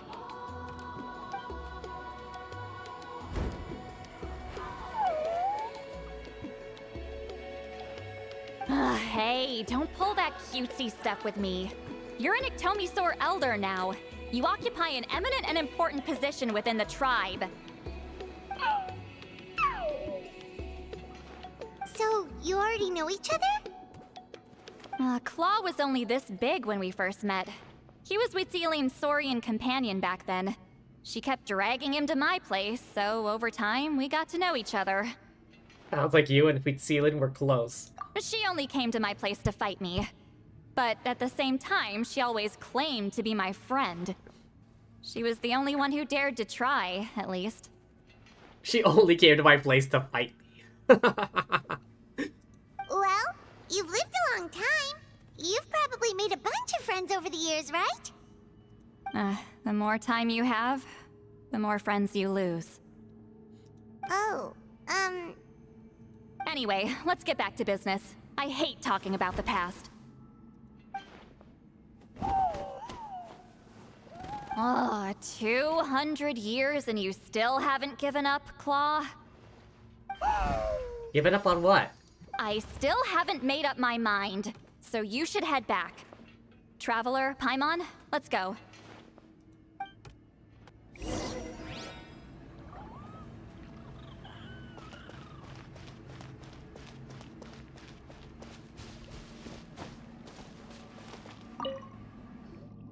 Alright. Gotta talk to tall guy again. Hey there, Chief Biram! Hello. Oh, wait. We haven't reached out since the last time we failed the task, huh? I'm just grateful you haven't forgotten that duty. Actually, we have good news! We found another clue! I'm all ears. It's the Battle of Seven Colors. Itztli's claim to fame? That sounds promising. But The battle took place hundreds of years ago. An investigation is bound to be difficult. True, but Granny Itztli promised to help. Is that so? Huh. I've tried seeking her help in the past, but I never managed to coax her out. You should cherish this opportunity. Hey, don't complain. None of the previous chiefs succeeded either. Forgive me. That wasn't my intention. It was a comment on my own failings. Paimon said you've been trying to figure out how to weave the special scroll. It is my duty, great shaman. Why bother? The scrolls always end up completed on time. So what's the point of figuring it out for yourself?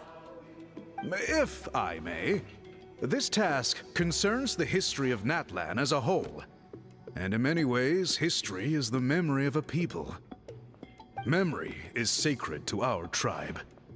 I'm sure a great shaman understands that better than a humble junior like myself. Something this important cannot be left to baseless rumors. I know you don't concern yourself with the daily affairs of the tribe, Granny Itztli. Even so, as a priestess, I trust you wouldn't leave something like that to chance. I get your point. Something on your mind? Of course, the one time I wish you could read my mind, it doesn't work.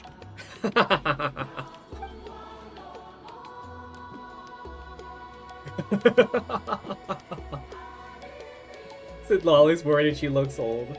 No, that's not it. Huh? It's not important. Rest assured, Biram, with my help, the Traveler and Paimon will definitely be able to complete the task. You have my thanks, then.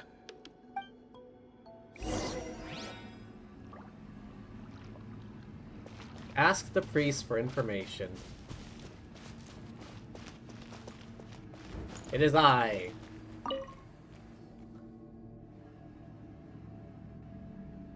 Huh. I guess they're still nervous about talking to her. So are you here to test whether we're qualified to inherit Master Wheatselian's legacy? You've already been tested, haven't you? Well, frankly speaking, I don't think any of you are qualified. But that's not why I'm here. All you need to do is be good and answer my questions. Fine. Ask away. You've heard of the Battle of Seven Colors, right? Of course. It's our master's claim to fame. An immortal legend inscribed in the very history of our tribe. Then I'm sure you know there are those who question whether it actually occurred.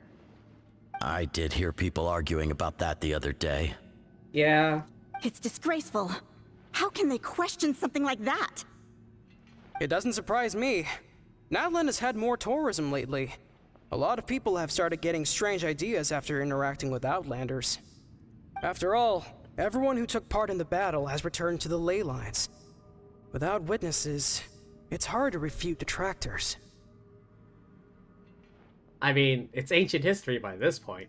Well, it just so happens the questions I want to ask are directly related to the legitimacy of this battle. Listen, we know you were rivals, but do you really have to question her legacy? You think she's like you?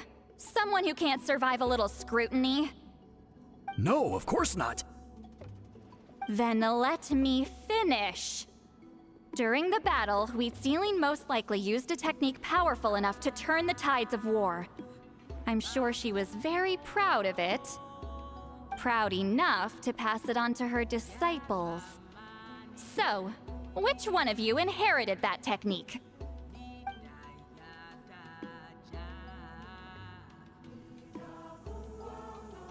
Okay, they're talking amongst themselves.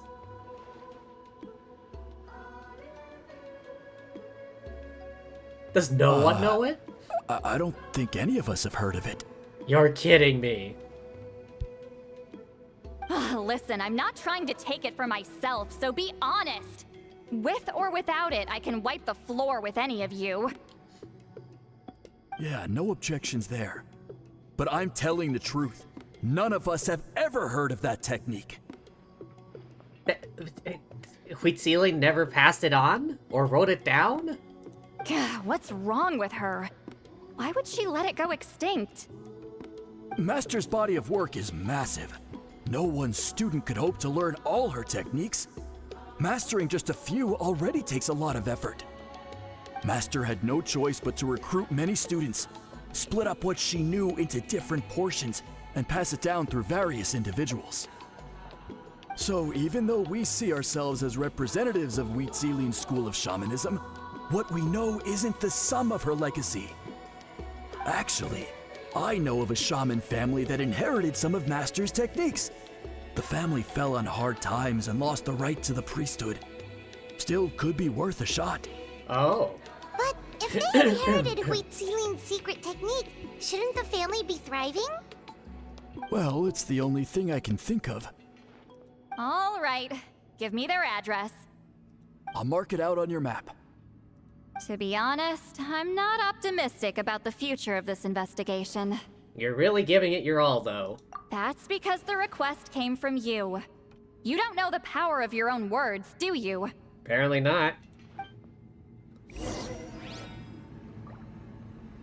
Alright.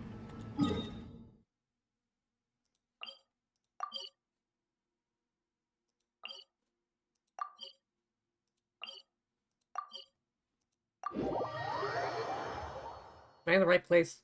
Oh, yeah. You recount everything.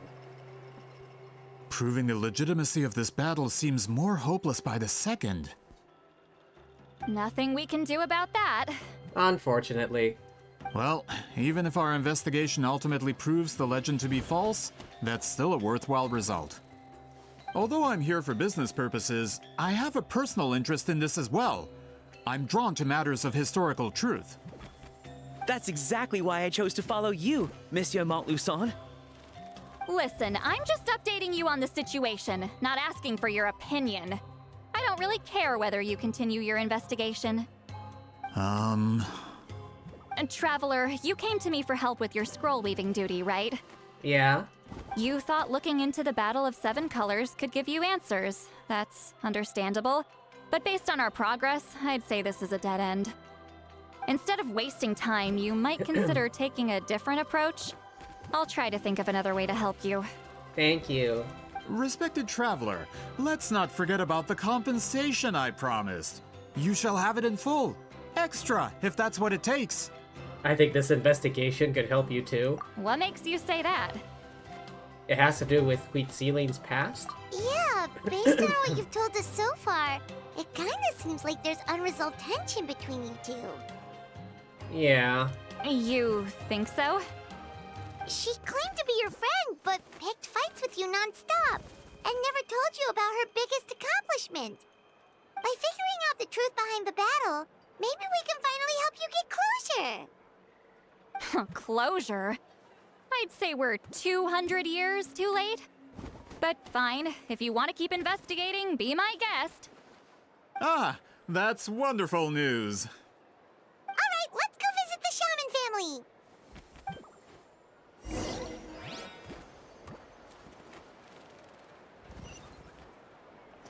Oh, literally right here. Oh. Hello, are you Aisha Man? Yep, that's me. Huh? Granny Itztli? Get up! In a crowded market like this, the only person who should be trying to hide is me. Oh my god. He took one look and immediately started cowering. My apologies. Ever since my grandfather's generation, the shamans of my family have given up on passing your trial, Granny Itztli. Have we offended you in some other capacity? Why is everyone terrified of her? Man, this is generational trauma at this point. Whenever I misbehaved as a kid, Grandpa would tell me about the thrashing he received from Granny Itztli. I still get nightmares about it sometimes. Nightmares. I wonder what Sitlolly looks like in those nightmares. Hey, don't get any funny ideas. This was your idea, remember? Keep asking your questions. I'm going to find somewhere quiet to wait.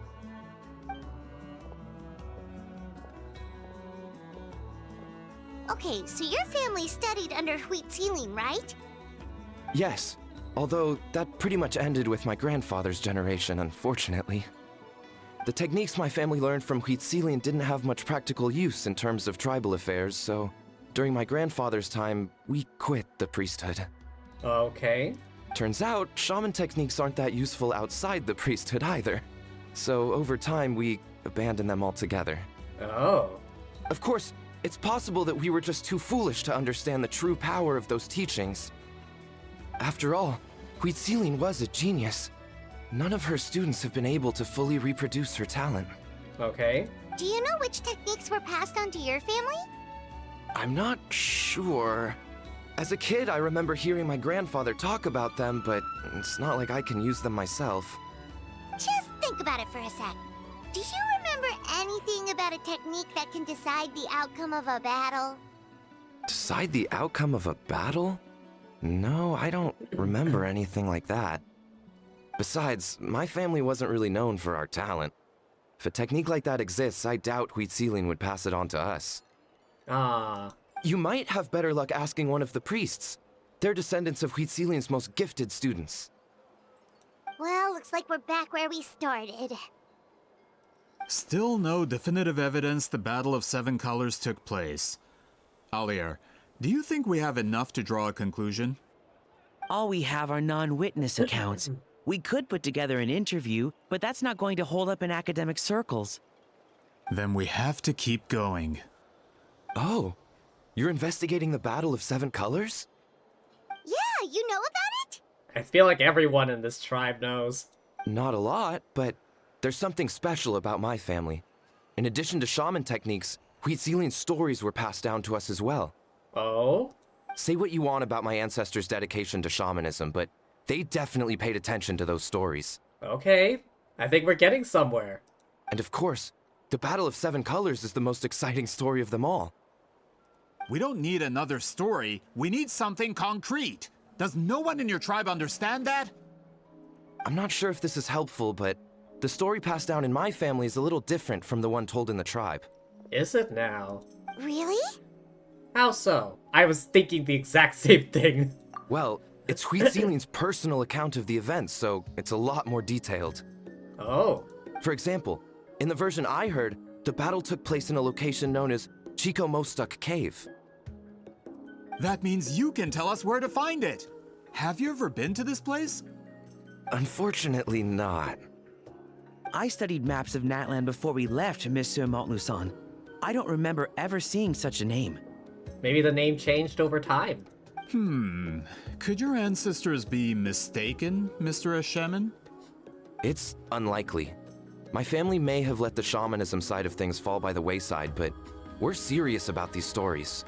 Okay. In the words of my grandfather, some things deserve to be passed down more than secret arts.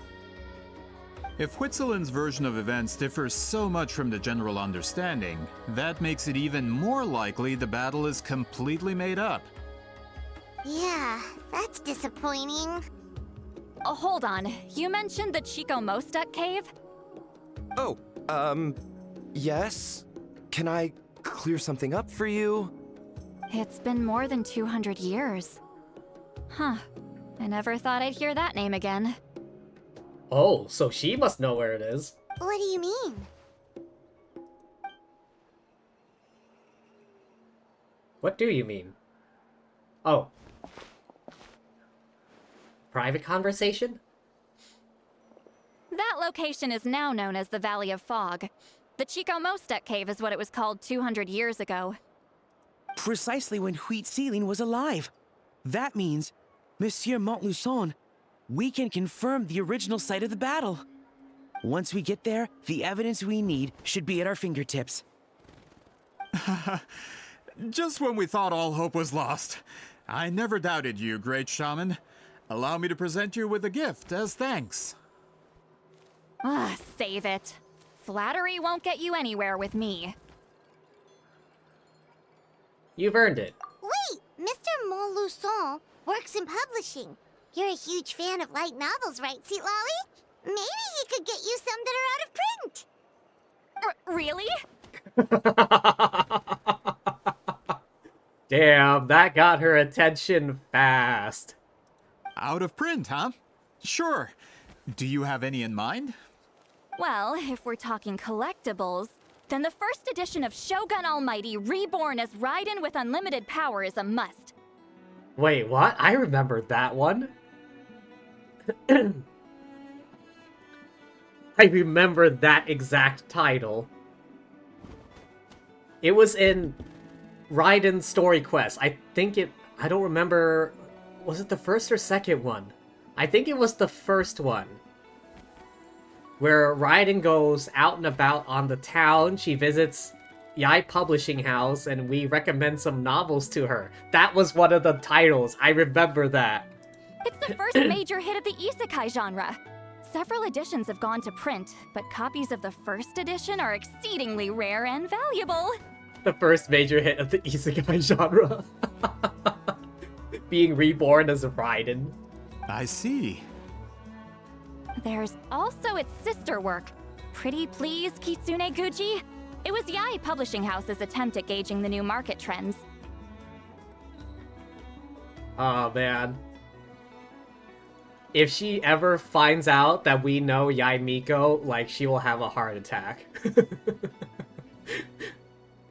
It's opened the door to a new genre after readers grew tired of isekais. The sales speak for themselves. I can hear it now. Traveler, do not mention... Lumine, do not mention the fact that we know Yai Miko. Actually, Yai Publishing House released a limited edition not too long ago. But it's almost impossible to get. Anyway, I'll take those two. Sorry, I'm not sure I caught all that. What were the titles again? Reborn as Kitsune Guji? These two titles are among the most successful and well-known works in the entire industry. You're telling me, as someone who works in publishing, you've never heard of them? I'm a merchant from Fontaine, after all. Regarding this particular genre from Inazuma, I'm afraid I lack your level of expertise. Amateur. She's like full weeb. Just leave the books to me. Of course. Sounds like a perfect arrangement. Now, there's no time to waste. We should head to the site of the battle right away. Yeah, let's just head back to Inazuma and talk to Yai Miko. We can get those books. Once we get there, it'll take a bit more work to determine the actual location. Right now, all we have is a general idea. Well, I'm sure Miss Itztli can help us with that. Have you even looked at the time? It's already evening, and I have important plans tonight.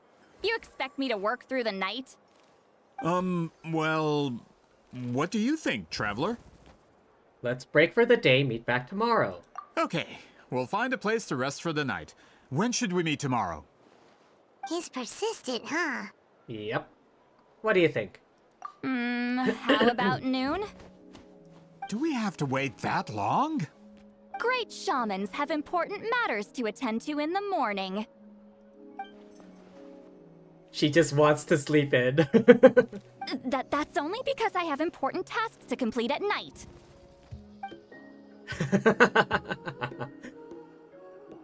All right, as Miss Itztli instructed. Let's meet back up tomorrow at noon. We'll be waiting at the exit of the tribal settlement. Oh, man. Oh, hydrate, hydrate. I see it, I see it.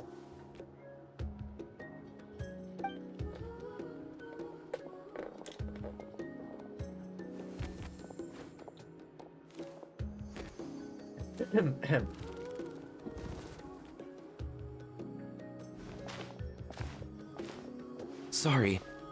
I just wanted to ask, is Granny Itztli satisfied with my answer? Yeah, of course. You really helped us out.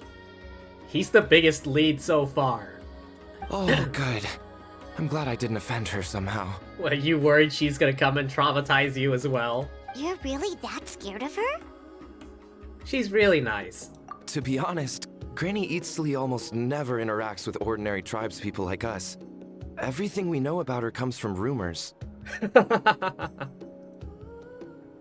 She's a powerful shaman who's lived for over 200 years. As a great hero, you're probably the only one who isn't intimidated by her. Well, me and a few other people.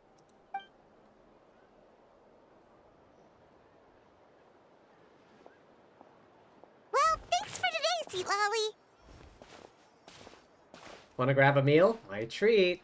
That's quite considerate of you. All right, let's grab a few drinks.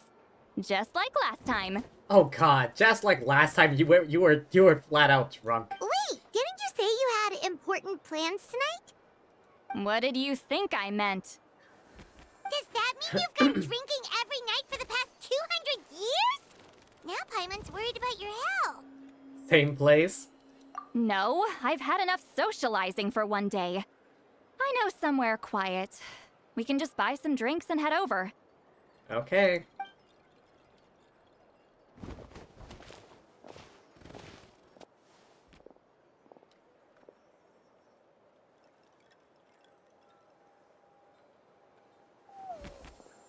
Which will also give us a chance to solve the mind reading issue. Considering the necessary spell work, I'd rather do it in private. Okay. Hang on. How do you activate the thing again? Gotta pick the right location. Gotta pick a good date. And away! Oh wow, this is really going high up.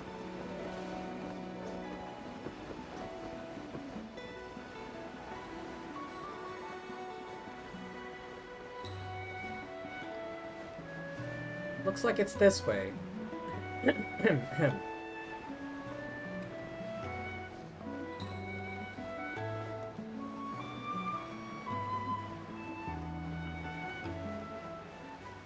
Oh, pretty close. Can I thread the needle? No, I'm too high up. I have to go around. Wait. Up? It's up? Oh, hell.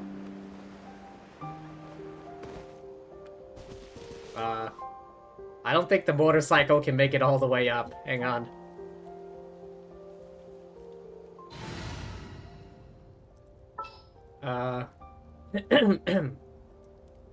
Kachina, where are you? Wow! I can join the team? Yes, you can.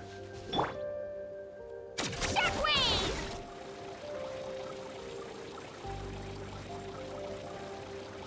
Oh man, I'm burning through my phlogiston.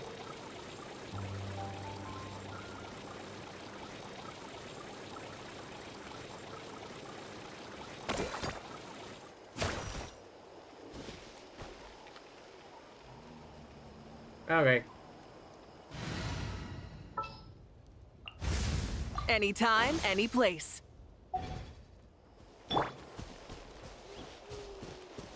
Is this the place? No, further up. Further up? What? Hot air balloon. Whoa, this is like a secret base. Wait, what's with the shimmer? Sometimes I want the fresh air, but not the company. So I come here. Let's see if my stash is still here. Ah, great! The halberd crest birds didn't eat my snacks.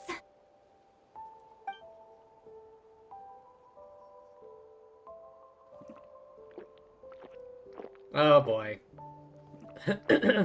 Now for the mind reading issue. Give me your hand. Just like last time? It might take a little longer, actually. I just need to share my senses, make a clean break.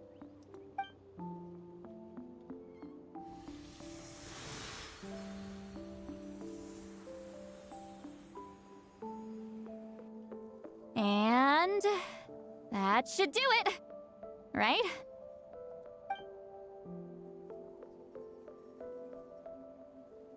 This really is a one-of-a-kind view. That must be why Sidlali likes to come here. You're not wrong. Oh, hold on. Why do I still hear you in my head? No idea. Oh, did I not separate our senses completely? Maybe using my palm isn't enough? Close your eyes.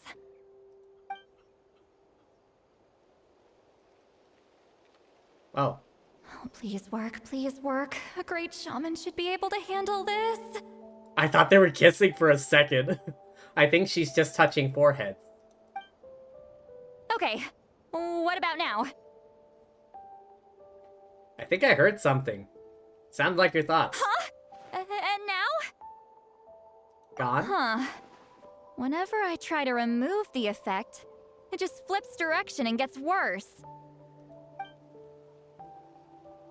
Was that Lolly's forehead just now? Really warm. That was just to help with the spell. Ah, shoot. I still hear you.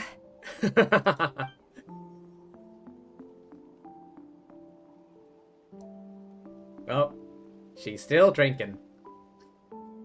For a human soul, to lose the boundaries of the mind is to drown in the sea of consciousness without a concept of self. I feel like she and Venti would get along like a house on fire. Wait, that sounds bad. I read that in a light novel. When it comes to the real world, I think it's pretty accurate. Is Sweet Lolly drunk? She's not making much sense. Anyway, we'll just have to leave it for now. Hearing the Traveler's thoughts isn't that bad, right? You should just tease her. That's what Paimon would do. It's just... I'm not good at this. I'm not used to being close to people. Sorry, I said we could be friends, but I guess I'm not ready.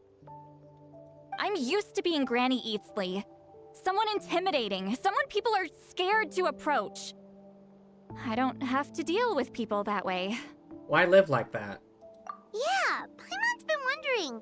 Why do you insist on living so far away? You could easily become a leader of your tribe, someone everyone loves and respects. When you live as long as me, a person is like a flower. The color draws you in. You water it to see it bloom. It rewards you with its fragrance. Okay. But it doesn't last. With the passing of the seasons, everything withers away. You can try to water it, but it will never bloom again. Even if the same plot of soil is covered in flowers the following year, the one you remember won't be there. That's just how it is. Most of the people in my life will be gone one day, just like a flower. Getting close means losing friend after friend for hundreds of years, until the weight of their memories crushes my soul. If people don't care about me, then I don't have to care about them. It's better if the people in my memories are nothing more than fleeting strangers. It's one of those curse of immortality things. Sweet Lolly. My approach is different. I choose to remember everyone. You won't live as long as me, so you don't have to worry about that. Actually, I might have a long lifespan. Really? Then you should understand. Nearly everyone you know will be gone one day. It's about the journey we made along the way and whatnot. The real treasure was the friends we made along the way.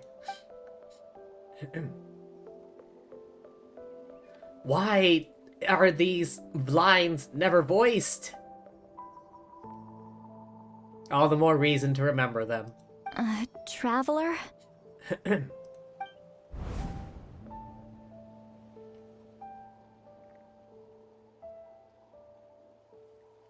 I have a friend who only lives in my memories now. In fact, you could say my memories are the sole proof she existed. Oh, I know who she's talking about.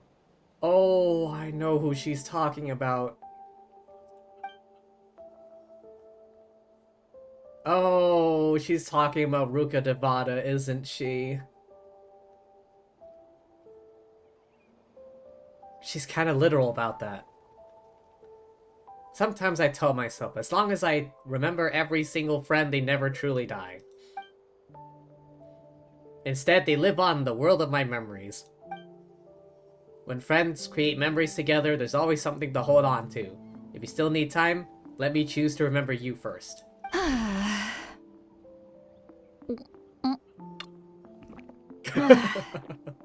Trying to hide her embarrassment with more booze. Is something wrong? Stupid mind-reading side effect won't go away. It's not like I want to hear you complain about me all the time. Okay, she's definitely drunk. See, Lolly, maybe take it easy? At this rate, you might sleep past noon tomorrow. I'm not drunk. I remember everything the traveler said. I'm not drunk, she said drunkenly. Just gotta think of a response. I'll think of something. Uh-oh, not this again. Is she asleep? I'm fine. Can get home by myself.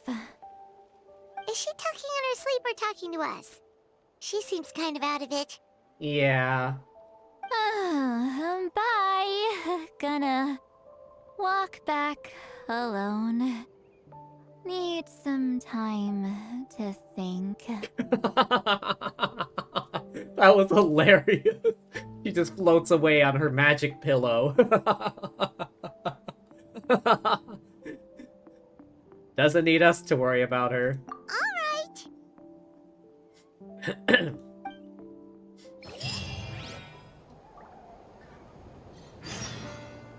Wait until 11 o'clock the next day. She literally just... Show no mercy! Oh. I didn't mean to hit that. I just wanted to, Well, at least I didn't hit Q. Wait, is it possible to reach this place again? Hang on, where's my camera?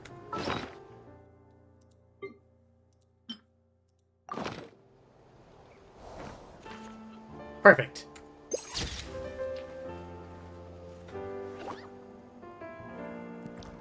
Save.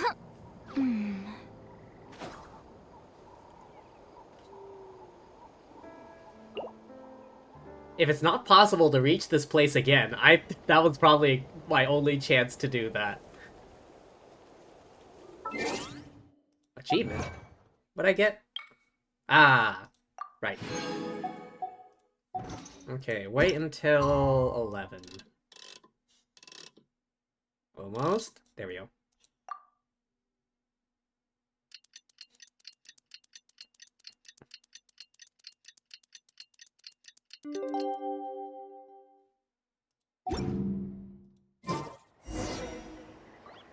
Go to the agreed location.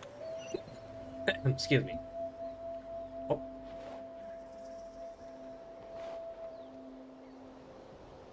Is it possible to actually get up here again?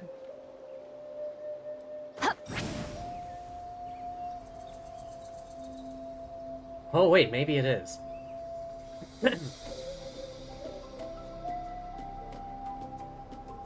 Her magic flying like Daki. Daki Makura.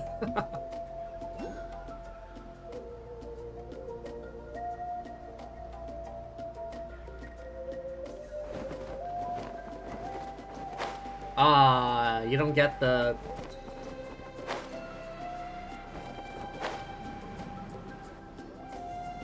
This should be the place we decided to meet yesterday. Yeah? Who knows if Sweet Lolly will show up on time? She drank so much last night, she might not even be up yet. Oh, what do you know? Ahem. Sweet Lolly! No need to sound so surprised. Drinking is just a way to pass the time. I mastered the art of moderation long ago. What about any of that was moderation? You were chugging down flagon after flagon. Last night doesn't count. It was a minor slip-up, that's all. Anyway, I gave everything a lot of thought, and I think you're right about something. The Battle of Seven Colors holds the key to a lot of the answers I've been searching for. So that's why you're here so early. Oh. Traveler, great shaman. Sorry to keep you waiting. Shall we head out?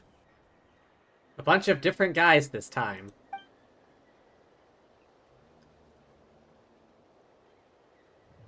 Just follow me. I'll confirm the location myself. Of course. She noticed too. The different bodyguards.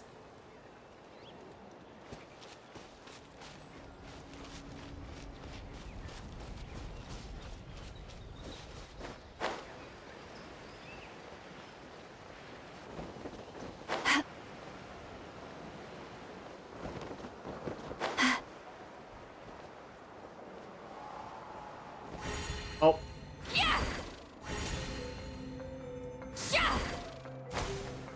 Wait, can she not do it? Is it just click? Incoming! Oh, I thought it was hold. This should be it. Oh, it's a magic illusion rock. So the battlefield is inside this place. That could explain a lot of our academic questions. Don't lose focus. Once we get to the actual site of the battle, all the evidence needed for publication will be at our fingertips. Everyone ready? Let's go. Okay, hang on. Wait. I assume we're gonna get Itztli here as a trial character. So...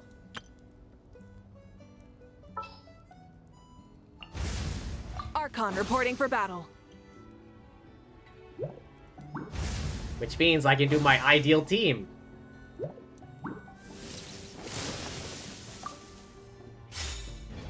Now I just... Okay.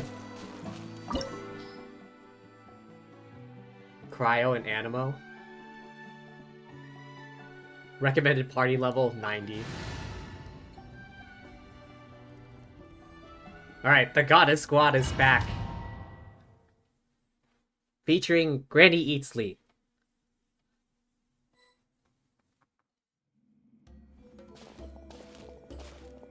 So the Abyss invaded through a cave like this? When the Abyss first began to corrode the ley lines, they took every opening they could get. All the items here should be useful for our research. You're not to touch a single one without my nod of approval. I don't support invasive excavation techniques either. Ah, of course. I'll defer to the experts on this matter. Well, shall we continue? Yes? Yes. I wonder if this one is stronger than mine. Wait, what artifact set does she have?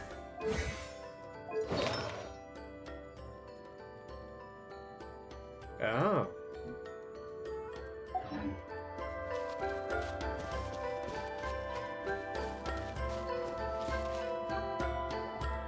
There are weapons here from every tribe in Natlan.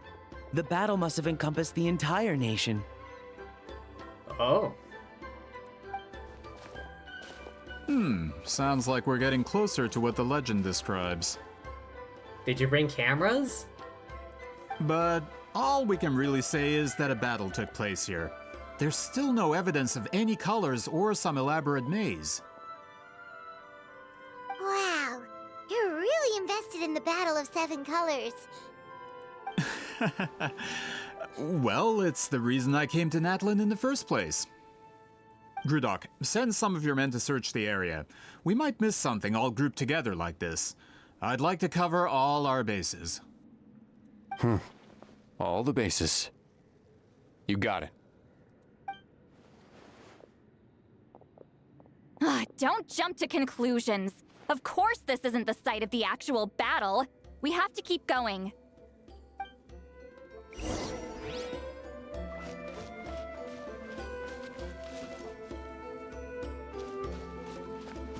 Wait, what's over here?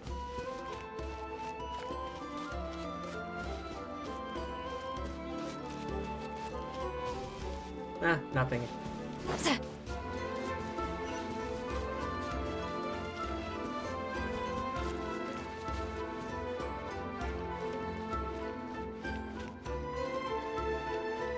This wall is in our way! I might have an idea.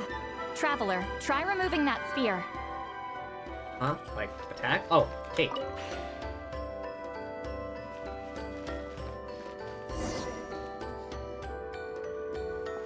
Whoa, we passed straight through! What was that? Some kind of color magic? It's very close to the technique Itztli might have used.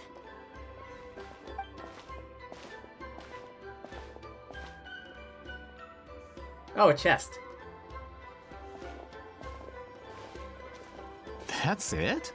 Doesn't quite compare to the scale described in the legend. Still, what a terrific archaeological find. Enough chit-chat. We should keep going. The deeper we go, the more we'll find. Okay. Yes.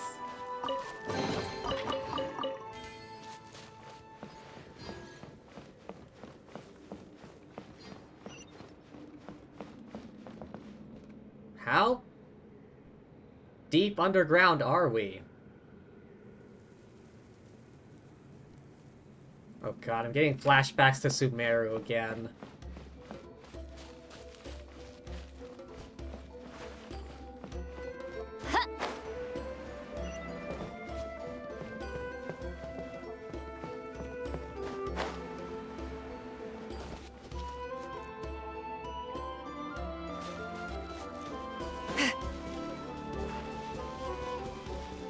Hold on. If we step here, we might fall through. You mean there are traps in here? Remember how we were able to pass through the wall just now? It must have been because, on our person, we were carrying the same color as the wall. Let's put the sphere down and see what happens. Place.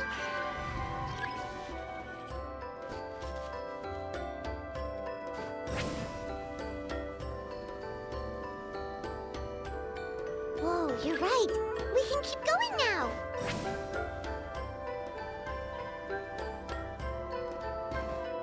Take me up! Oh, chest.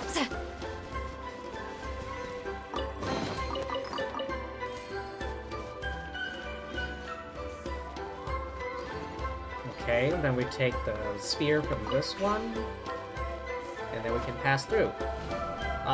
Hello?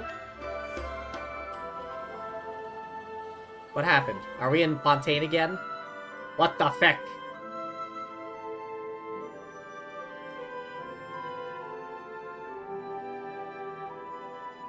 Wait, what was that? What is this place? I'm asking the same thing. Look! A maze made of colors. Oh boy. It's real. I can't believe it. Hold on. The quality of this space. This isn't reality. It's a realm of memory. Huh? Memory? Is this the Night Kingdom? No. This is a space constructed using memories as a medium. The principle is similar, but the two are not the same. Correct? Whose voice is that? Itztli? What? No. It's just a trace of her consciousness left behind after creating this space. Friends, this is my question to you.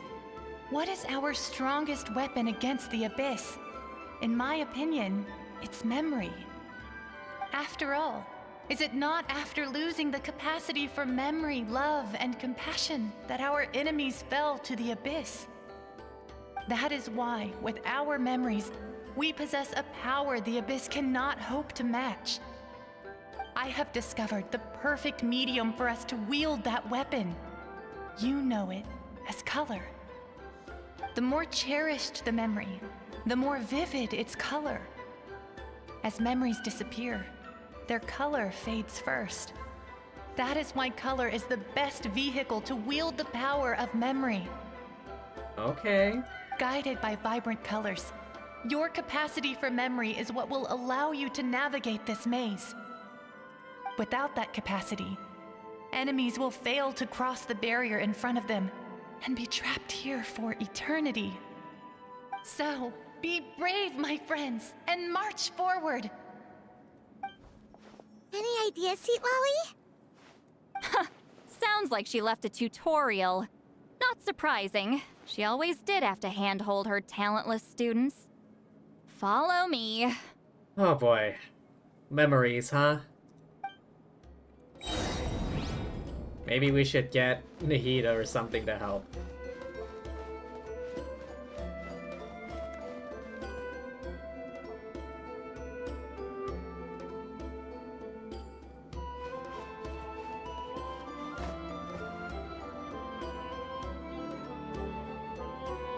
How do... Oh. Oh? Can we not go back through now? How does this work? Okay. Guessing we have to jump? Rise like smoke!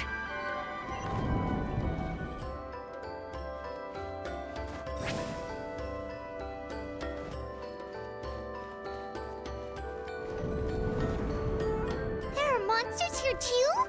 Abyss creatures. Likely trapped here for some time. Looks like a few monsters made it out of the battle all those years ago.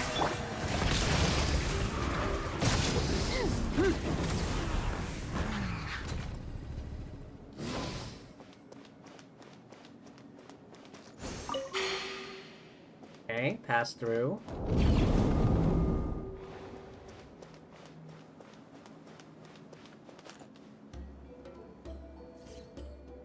Which way do we go? That one is yellow. That one is also yellow.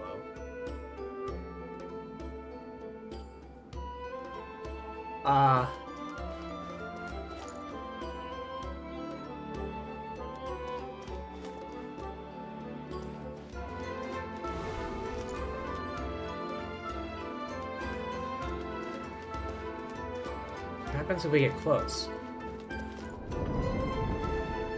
Oh shit! What's with these color-changing blocks? You and Sea Lolly fell through all of a sudden. You scared Paimon half to death. Must be one of the mechanics of the maze. I'm guessing the purpose is to help allies navigate this place. Oh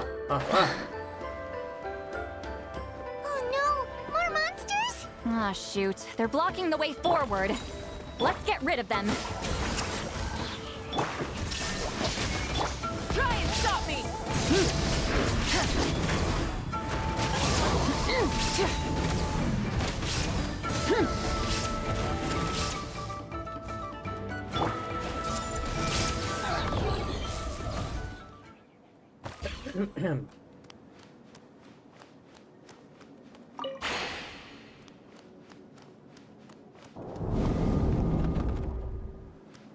I have no idea how you're supposed to navigate this damn place.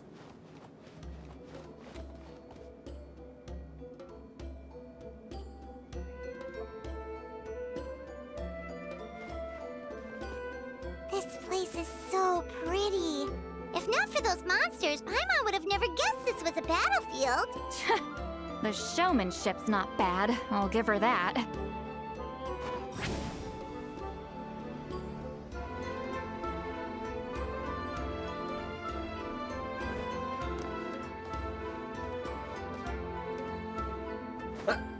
Oh, damn. Oh no. We're dead. Is this a bridge made of colors? Don't sound so surprised. We just need to cross and we should reach the end. Wait, what? I thought I failed. Okay. This place has... I do not understand this place.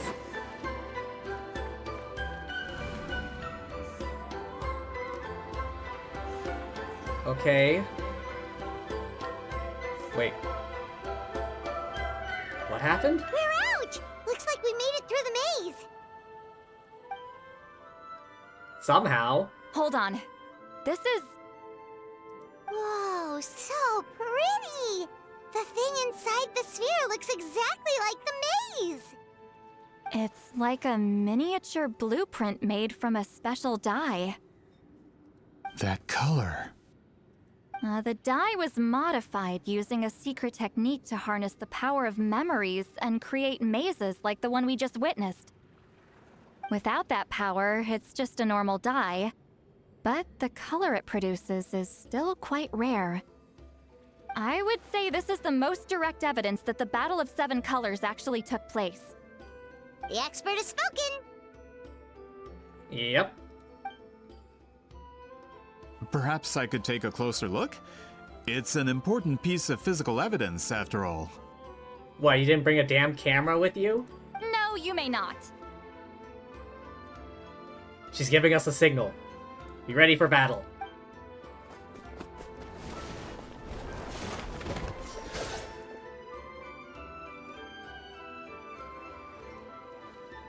So that's our official sword? What are you doing? Huh, you noticed my signal. Not bad, Traveler. We make a good team. Huh.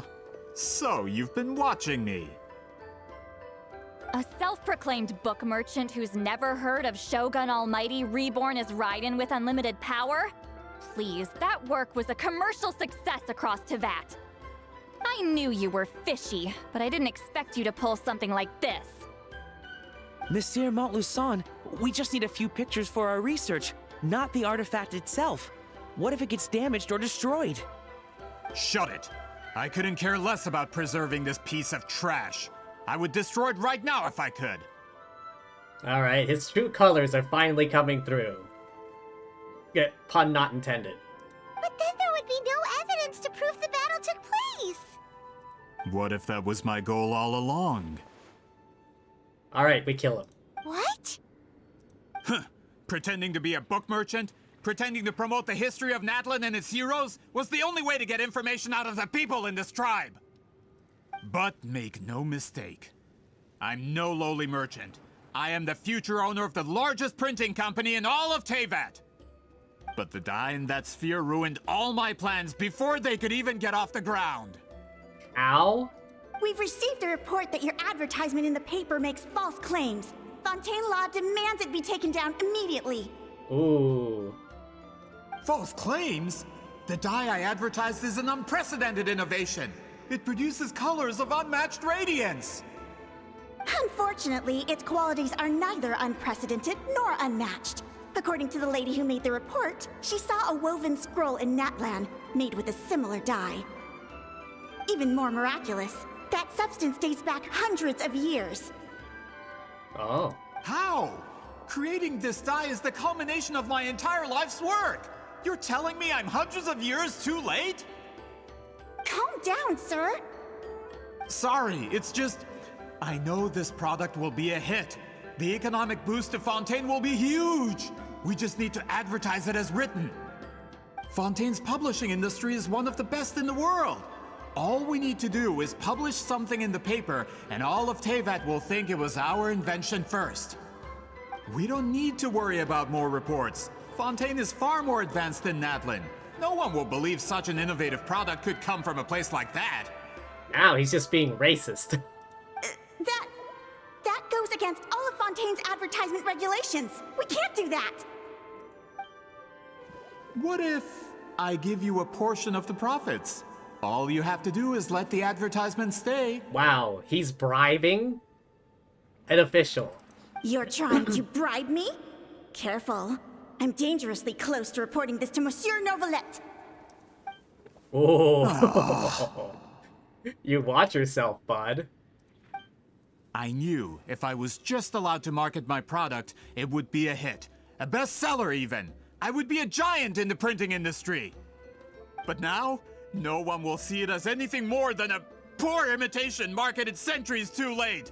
No matter how good the product actually is, not a single one will sell.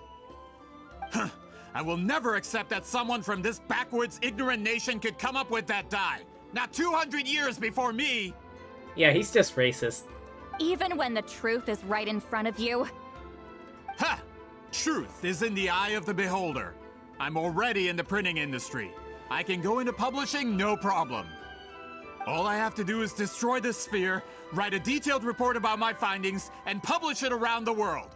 Then, the so-called truth becomes your word against mine. Once my report is accepted as fact, no one can accuse me of making false claims. Well, if you live long enough to make a claim. That's awful! What happened to restoring the truth of history?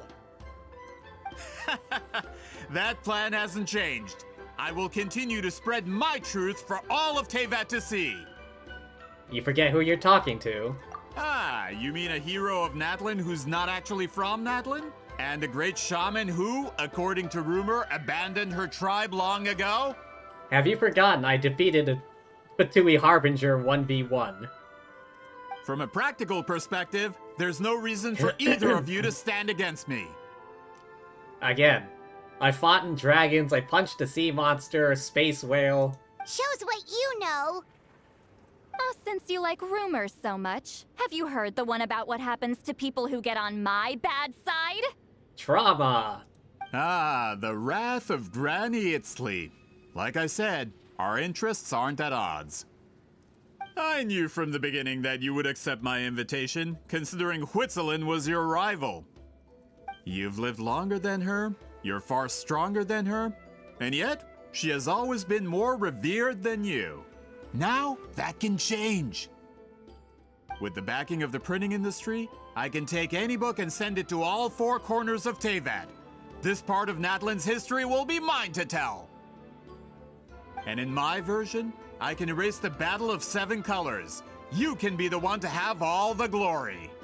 Man, this guy is really full of himself. He thinks he can rewrite history. That's not real history. That's a no then?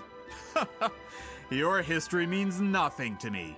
But it's not allowed to stand in the way of my Mora. Done running your mouth? Good. Before handing you over to the tribe, I think I'll have my way with you first. Teach him a lesson and make it stick. If this comes to a fight, per my contract, you're gonna have to go through me. Easy. Like I said, I've 1v1 to Fatui Harbinger before. That's right. I didn't pay all that Mora for nothing. Yes, you did. Wait! Aren't you subordinates of the captain? Why are you helping someone who wants to erase Natlan's history? The captain. You actually bought that? United in the pursuit of Mora, we travel the land to collect debts. Our loyalty is to Regrader, his interests, and his wealth. Regrader? Ah, great. The captain means nothing to them. They serve a different harbinger altogether. Regrader!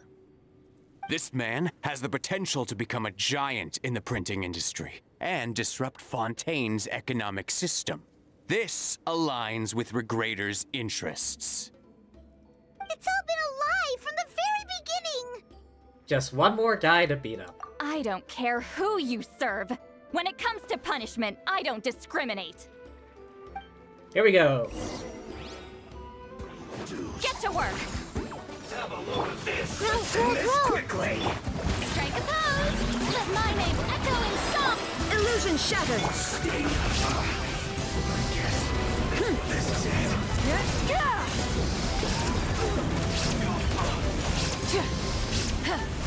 Light up the blazing sun! Time to buckle down. Hey! Oh, did I win? That's what you get for messing with the hero of Natlan and Granny Itztli. They could give Regrader a run for his Mora. Oh, I was totally prepared to do a lot more. When did this person get so strong? Looks like the men following the captain failed to update us on the latest intelligence. Not good. This is becoming more trouble than it's worth. You're on your own. It's like, you know what? Hey, It's not. What about our contract? Your boss signed it himself! Our boss never signs a contract without loopholes. Even a veteran businessman like yourself fell into his trap. That's what makes him the best. Go home and read the fine print. All I did was trigger the exculpatory clause. You... Loopholes. The other stipulations have been fulfilled. I set up explosives around the cave, strong enough to destroy this place, as instructed. Oh, feck. Oh, and for security purposes, all explosives have been rigged to blow at a specific time. Shouldn't be too long now. Oh, hell. What? This whole place is gonna collapse? You were supposed to wait until I made it out! Are you trying to kill me? That depends on how fast you can run. I'm off. Punch. You think you can just waltz out of here? Traveler, stop them, and then we'll make a break for it. Can do. If I'm caught, I implicate my boss. Time for the backup plan. And what's that? Wait, don't!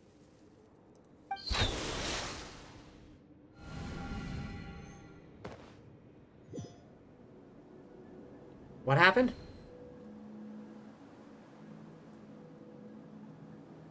Where are we? Back in the maze? Our surroundings look different, though. What did that Fatui guy do? We need to find Itztli. Good point. She'll know how to get out of here. Let's hurry.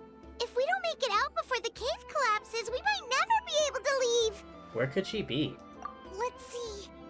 Itztli!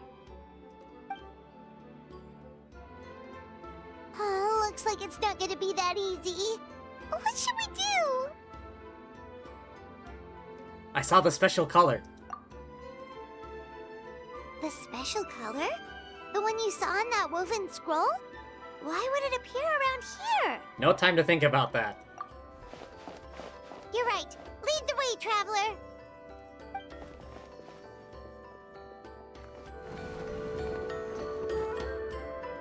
Hello?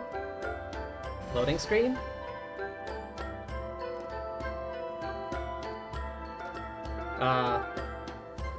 Okay. What's happening now? He triggered it just like that? If the technique isn't activated correctly... Instead of a realm of memory, the subjects in question will be trapped in a temporary space like this. If you cannot escape in time, it's mutually assured destruction. But I can't fault someone for using it as a last resort. I knew it! Someone of your skill wouldn't leave behind memory fragments just to parrot instructions. You must have the capacity for conscious thought. I appreciate the compliment. It's been a long time, my friend. Oh, damn. Okay, it's actually her. This is no time for a reunion. The cave outside is about to collapse. I know time flows differently in this place, but that still doesn't leave us much time. Can you help me get out? You misunderstand, Itztli. I'm nothing more than a fragment of memory. There's not much I can do. What do you mean? This space can be manipulated, right? The exit of your maze. I remember its structure. If I create an exit here, I can leave. You just need to tell me how to manipulate this space. The maze you saw earlier was constructed using the memories of many warriors of Natlan. Okay. When people leave deep impressions on each other, their memories form connections. These connections are particularly strong between comrades in arms. That is how I created my maze. The connections between the memories were my needle and thread, and the special color was my fabric. But if that color is crudely combined with an isolated memory, one without connections, you get a place like this. This space is a combination of my color and your memories. There is no way to alter or construct anything within it. because there are no connections at your disposal. Ah. She spent too much time alone. She doesn't have connections. Wait, us on the other hand, Lumine and Paimon, they have plenty of connections. Is she making her way over here? Over 200 years. And not a single lasting connection. This is my punishment, huh? Well, at the very least, you have a connection to me. Otherwise, I wouldn't be able to appear in this space. That's only because you never gave me a moment's peace. Still, it's a shame you're not around. You said it yourself. A memory fragment can't be used to create the connections I need. Itztli. But now that I have the chance to talk to you again, I need you to give me an answer. Your special technique. You didn't pass it on to your students. You passed it on to the rival you could never beat. Me. What I want to know is, why? So you figured it out. After what I saw in the maze and everything you just told me, I'm certain the technique at the center of all this is the same one you taught me all those years ago. Wait, what? But you never brought up What? the fact that you used it to win a battle. From your description, it might as well have been a simple color trick. I'm getting the feeling you always meant for me to come here. But if this is a foreshadowed event, I'm not happy with the narrative setup. Itztli, ever since you learned that technique, you've been able to see a special color, haven't you? You mean... That color is the core of the technique. But it isn't my invention. It's something I discovered in the work of our ancestors. Okay. More specifically, you could call it the color of memories. In truth, passing on the technique is a process of using that color to tint another person's memories. Yes, the technique has the power to decide victory. But in my opinion, the capacity to add color to someone's memories is where the true value lies. I did not see all this coming. You are fated to live a far longer life than me, Itztli. I couldn't bear the thought of all those years existing as a blank canvas in your memory. So I wanted to leave a little color behind. Your color, you mean? One day, you too will want to leave behind your color in someone else's memory. When that day comes, you will understand my decision.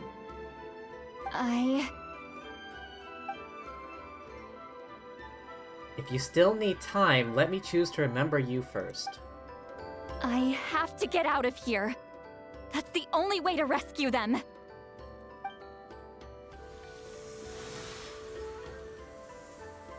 Itztli, what are you... I understand the true principle of this technique now.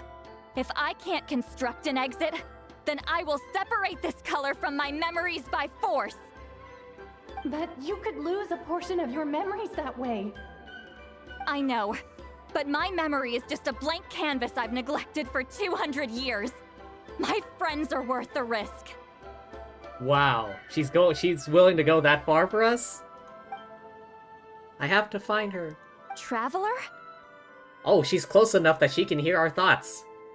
When you entered the realm of memory I constructed, I used your memories to learn about your recent experiences. I have a feeling you're the one who will be saved this time. After 200 years, someone has appeared by your side, the kind of person I could have never anticipated. The Night Kingdom harbors Natlan's memories, and the Traveler's connection to that realm is incredibly strong, surpassing even the shamans who worship the Lord of the Night. Wow. This means that even without your tutelage, she can see the color of memories. Oh. What did you say? Although she doesn't know how to wield it, she unknowingly left behind a trace of color in your memories. That was enough to guide her to this space. You now have a connection at your disposal. Well, Itztli, it looks like part of this was foreshadowed, but the rest is a surprise. Traveler? Traveler! I'm right here. That's Itztli's voice! She's just up ahead! This is goodbye, my friend. Your memories over the past 200 years are much more than a blank canvas. Cherish them. Itztli. Oh, hey. Itztli! We found our way over. Paimon! Traveler! We finally found you. Hold my hand. My hand holding at such a state? How lewd. Did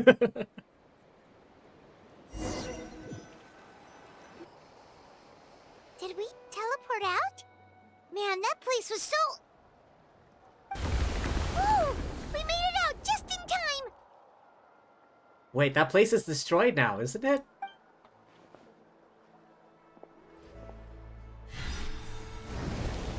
Oh, she's covering it back up? What happened to the Fatui guy and the others?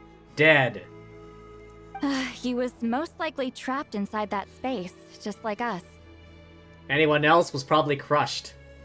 The external structures supporting that space would have collapsed with the ruin. Unless he managed to escape, he would have been crushed. He still preferred that to being caught, huh? What about the Fontanians? They were standing a bit further away, right? They probably weren't pulled into the space. Maybe they already made a run for it. I think I saw one of the guys just now. Hello. Oh, there he is. Allier. It's one of Malu Son's employees! Quick, restrain him! Oh, I can explain. I had no idea Malu-san was such a terrible person. I couldn't stop him from running, so I stayed behind and tried to find people to help rescue you. I'm so glad you managed to get out of there. He's okay. He seems like an honest guy. He was genuinely here for like research purposes. He's okay. Either way, the guards will take you back to the tribe. You'll be their problem. I understand. Anyway, I'm not here to harp on you. I just need to know one thing. Which way did he run? He went that way, but I'm not sure if you can catch up. That way? Huh. Unless he suddenly grows a pair of wings, I think we're okay. Traveler, Paimon, come with me. Alright. Quick! To the Mobile. Hang on. Now that I don't have, Alright, gotta switch you out again. Can't sleep? Let's go for a walk then.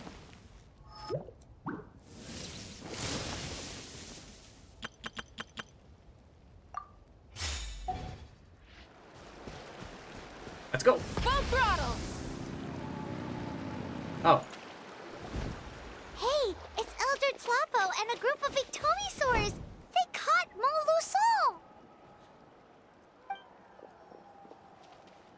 Something felt off about him yesterday, so I set a few things in motion.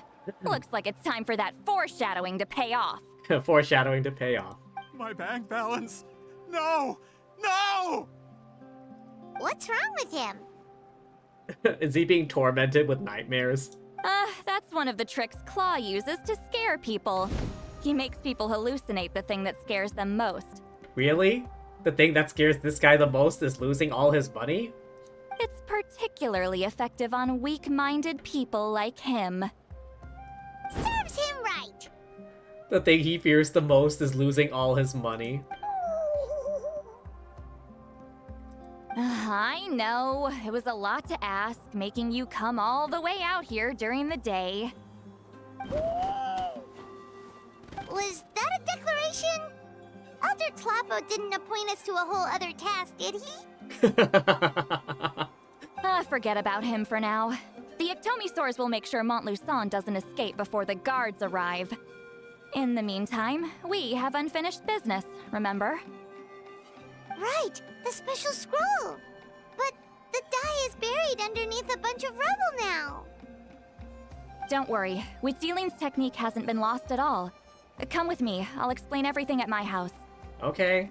Oh, and Traveler? Everything you said about memory, I finally figured out my answer. I knew you'd want to tag along. Let's go.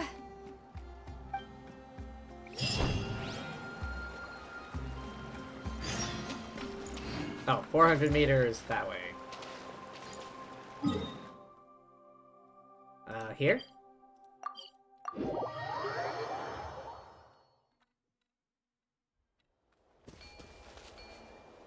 This way. Try and stop me!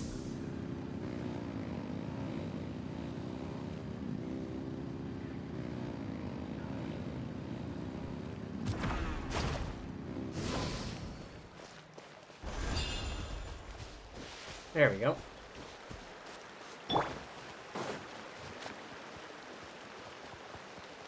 Oh, right. She said that the graffiti out here was made by all the people challenging her.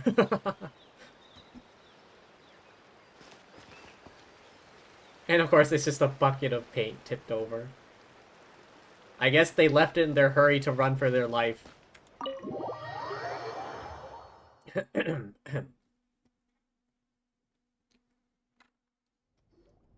Now, when it comes to weaving the scroll itself, you don't actually need to lift a finger. But if we're going to pass on Witztli's technique, your participation is critical. Okay. What are you saying, Sweet Lolly? Follow me. Okay.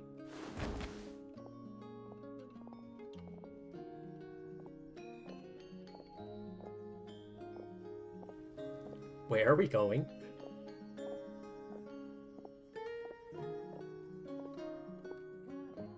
What's with that scroll? Whoa, look at this place. Do you weave scrolls too?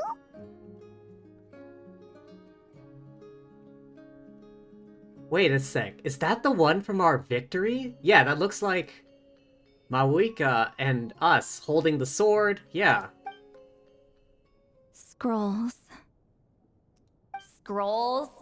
I thought you were going to show me your masterpiece. That I am, old friend. The technique I'm about to show you directly relates to woven scrolls. Fine. What is it? Something that can turn the tide of war or prevent a great disaster? You probably want to challenge me, right? I know you don't have the strength for a real fight, so I'll let you beat me with words. Old friend, my life is nearing its end. I'm afraid I don't have time for another match. Hey. Don't worry.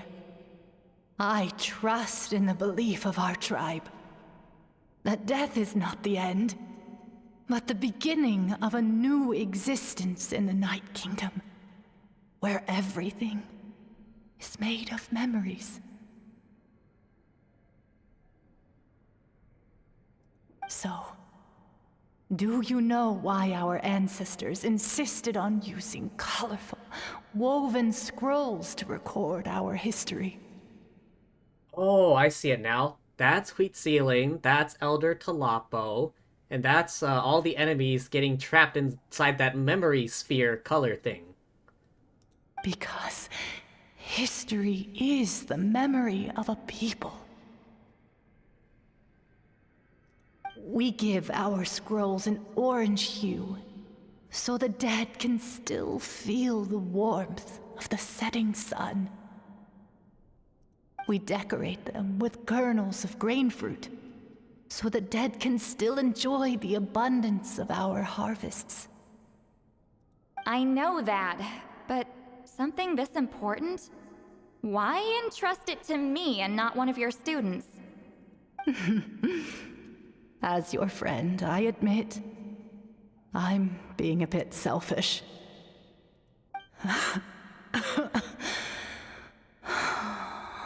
don't have long, Itztli. Oh, I'm not sure I can truly explain my decision.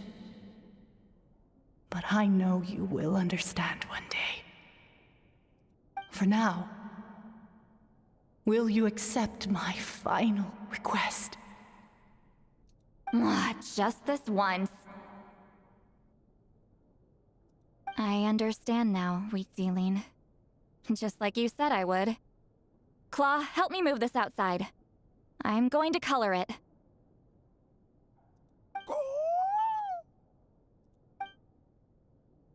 Traveler, Paimon, come with me. Okay. Claw helps you bring the woven scroll outside.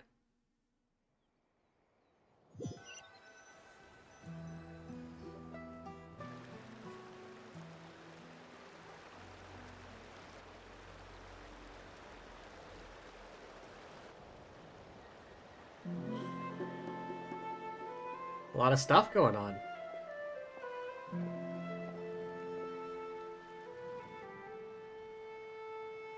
We are like birds, soaring through the horizons of time. Wait, who's talking? There were two voices. I linger between brushes of memory, seeking the color of my final journey.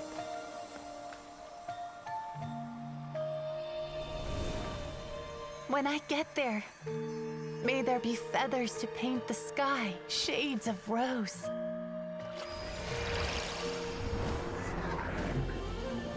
And fields of green to beckon adventurous souls. And azure oceans with which to sail into the unknown. And volcanoes too, where, despite the danger, hidden treasure waits to be found. And graffiti art, of course. Without that color, just imagine the dullness of night. Anything else? In the end, I hope everyone remembers my color too.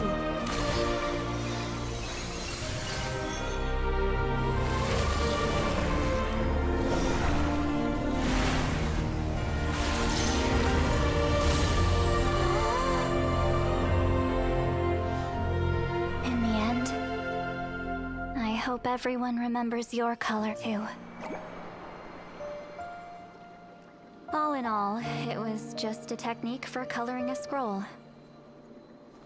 The task I'm entrusting to you is much more than that. Farewell, my friend.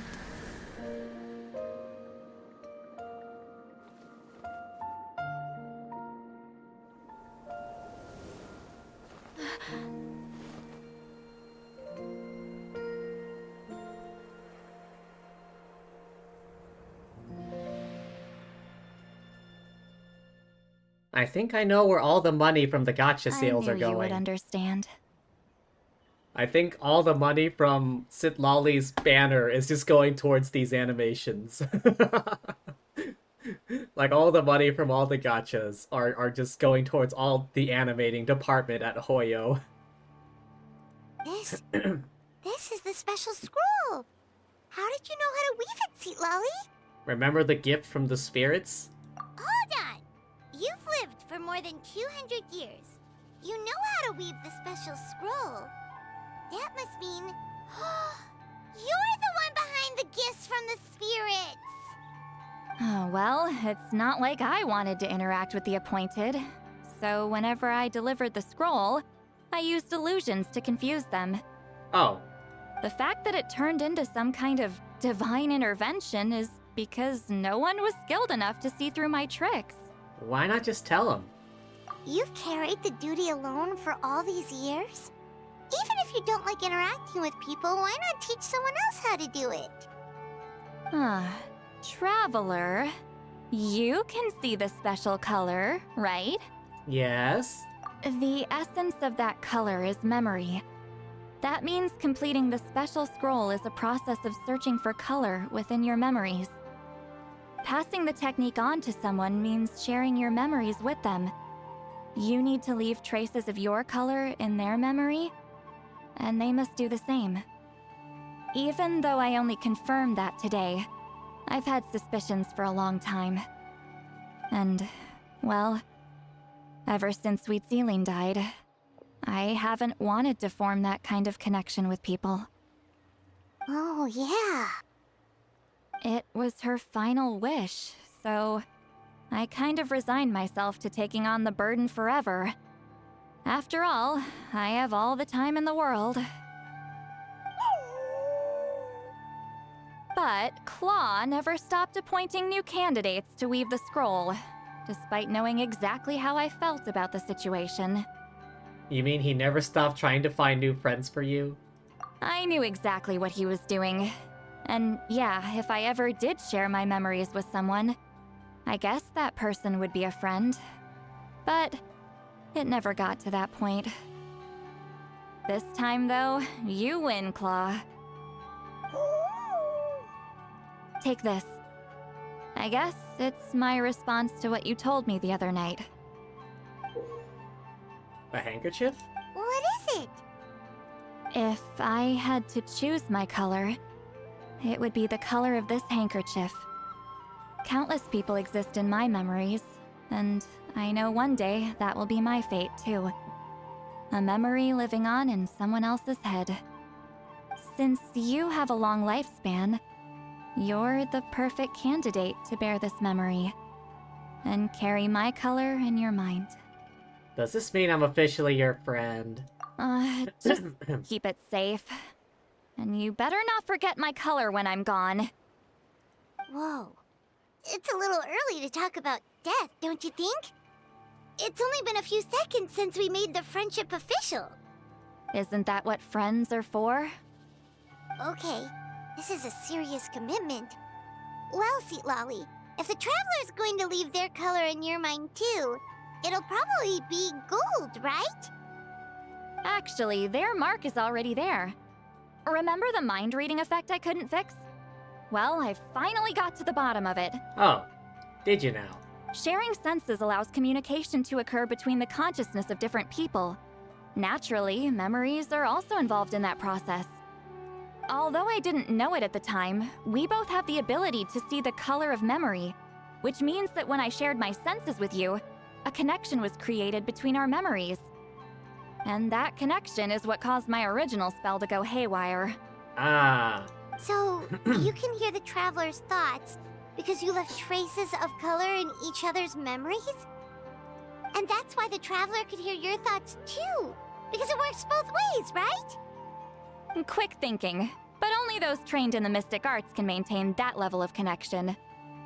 That's why I can still hear the Traveler's thoughts, but not the other way around. There's no need to worry, though. Now that I've figured out how it works, I'll get rid of it in no time. Ah. Oh. I lied. Hearing each other's thoughts actually depends on the strength of the connection between our memories. Oh. Are you gonna tell her, Lumine? So, after everything we just went through, I bet you can hear me again. I knew it. Is there a way to stop it? Since the connection between our memories is already there, the only way to get rid of the effect is for one of us to forget about the other. That's not gonna happen. Just messing with you. I'm a legendary shaman of my tribe. Now that I know the cause, of course I can figure out how to fix it. Paimon's just left there floating in silence like, what are they saying to each other? Meanwhile, we're having a telepathic conversation. It'll probably take some time, though, so bear with me for now. Besides, I'm an open book. It's not like you're gonna hear anything embarrassing. Oh, unless I've had a few drinks. So you can turn it off? That's a shame. A shame? I mean, if you ever miss this whole telepathy mess, I could always share my senses with you again. No promises, though. Some thoughts are better kept to yourself. Huh? Paimon's just left in silence. Wait until morning the next day.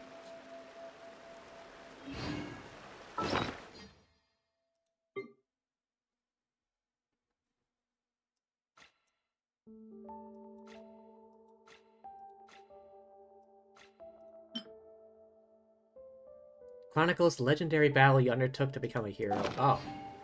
So this does take place after, that final story quest. Time? Wait, how long? I already forgot. 8 a.m. Next day. Almost. There we go.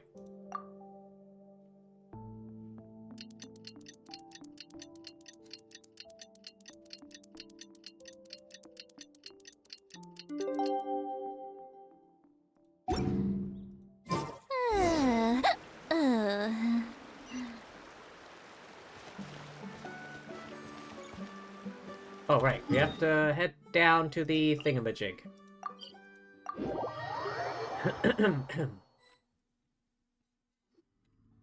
Ah, you did it? Your investigation into the Battle of Seven Colors must have been fruitful indeed. I do hope you share what you learned. Wow! The scroll is finished already! Elder Talapo's wisdom is never wrong. Yeah, we should explain. Take it away, Traveler. Of course.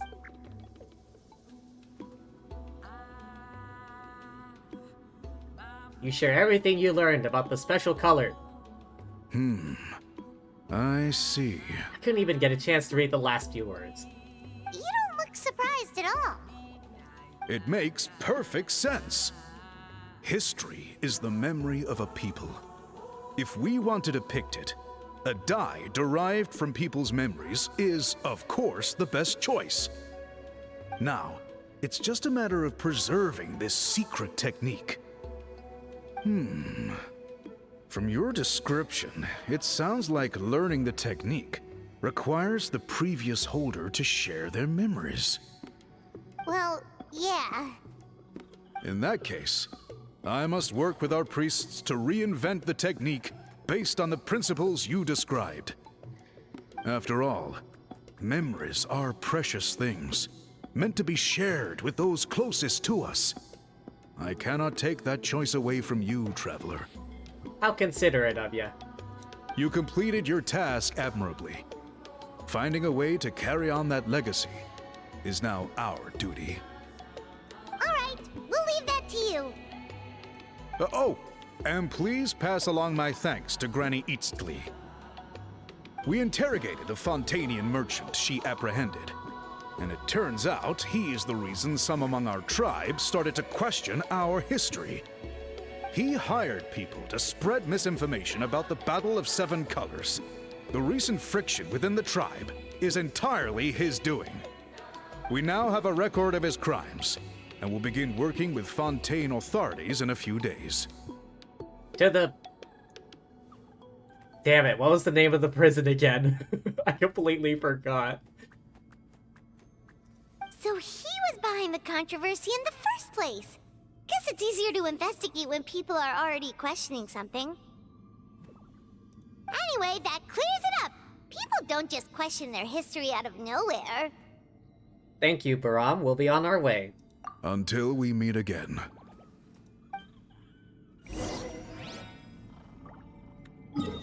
Hang on, what was the name of the prison again? I've completely forgotten.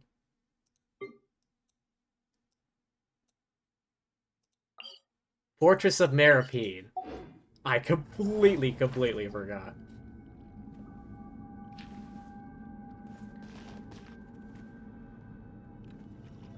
Eh.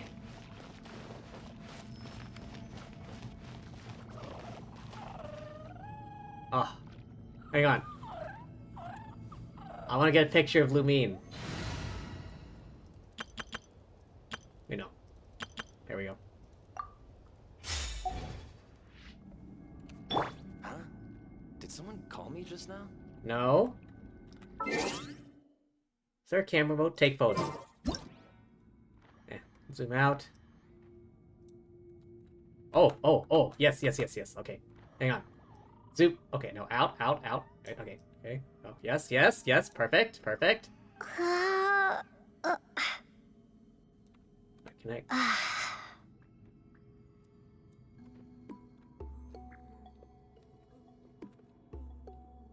Okay, hang on.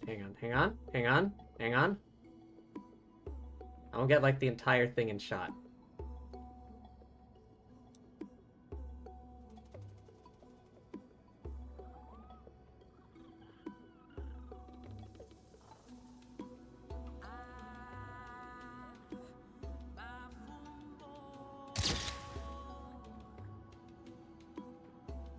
That's a shot.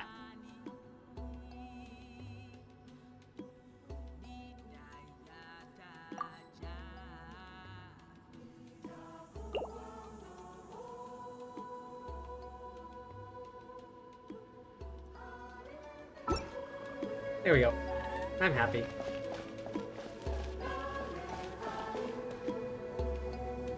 Explain the situation to Itztli. Where is she? Up top? No, not that one. This one? This one.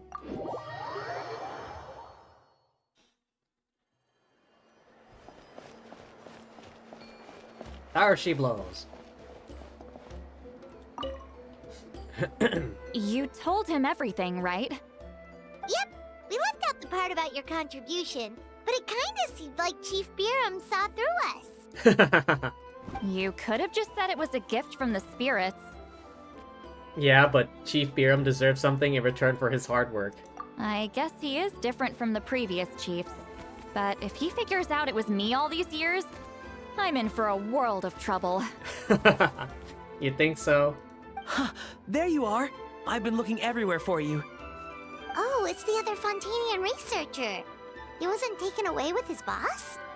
Please, call me Allier. After questioning, the tribe absolved me of any serious wrongdoing, so here I am.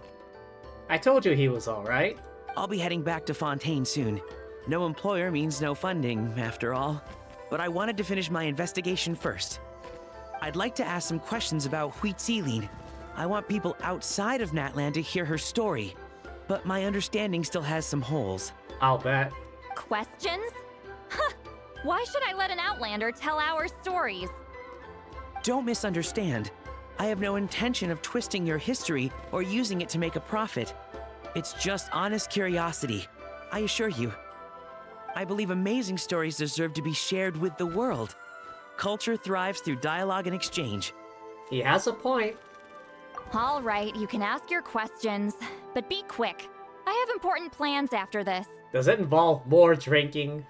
Important plans? Oh, thank you very much.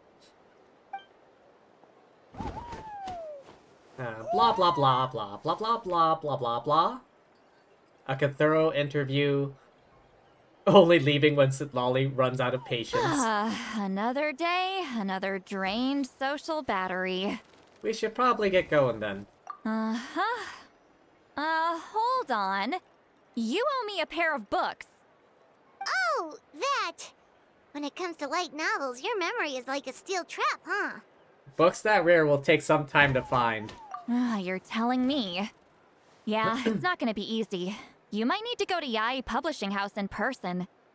That's not too much of a bother. But I don't need them right away.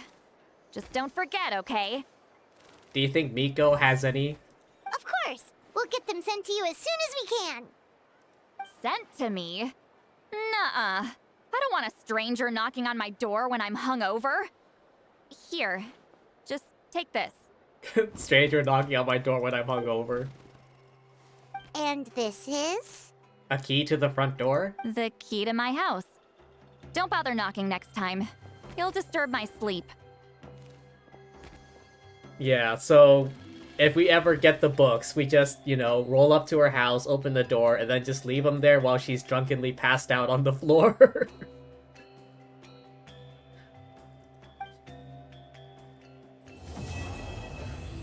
Yay!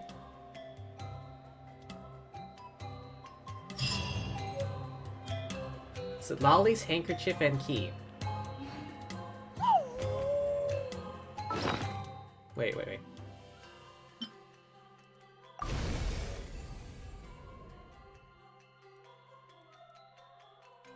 Can I see the old one? Rar!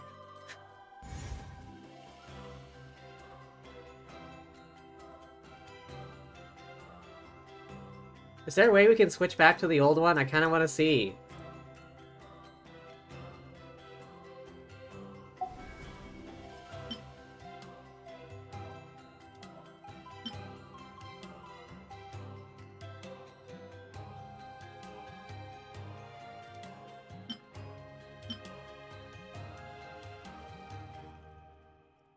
Oh.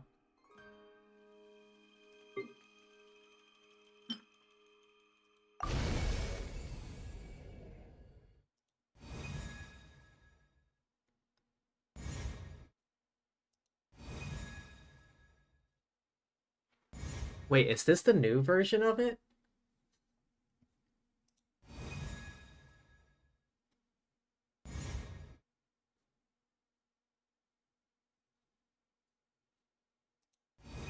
Wait, who's that? Is this Bona?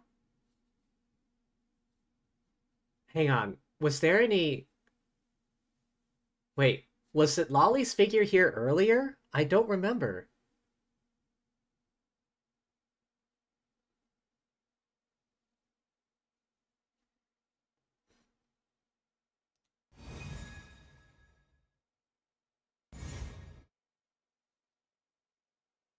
I need to check the wiki real quick.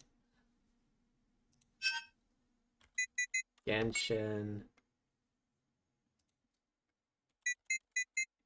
Pilgrim's Chronicle.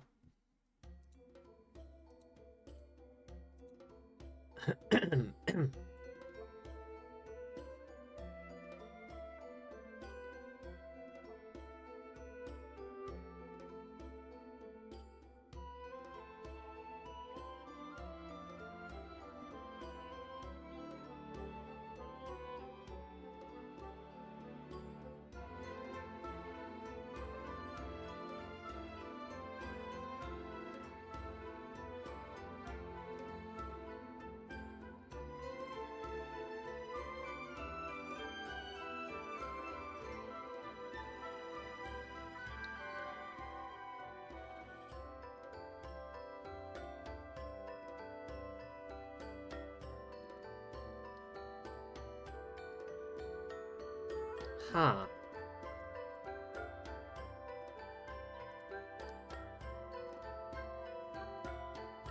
You're not sure you already did this new beetle fighting minigame? Oh yeah, I didn't do that yet.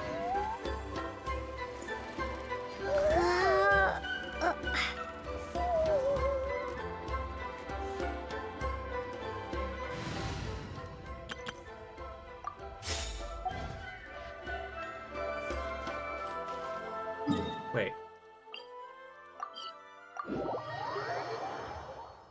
Ah, it's gone. Good thing I took a picture.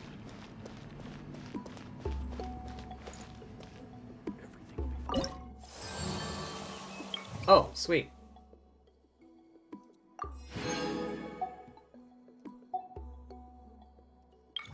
Cleared. Cleared. 44%. Oh, man.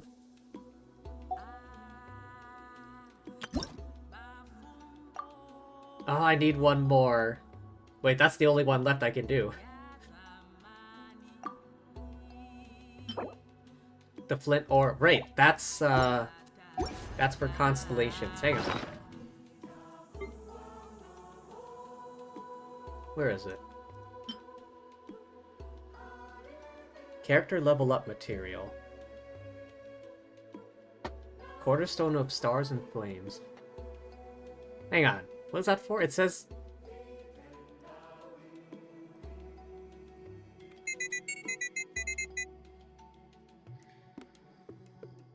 Oh. I see. Used exclusively with Pyro Traveler. For talents in place of weekly buster. Oh! Alright, alright. I see, I see. I was wondering what the hell this was for. I thought that was like another weekly boss material, but no.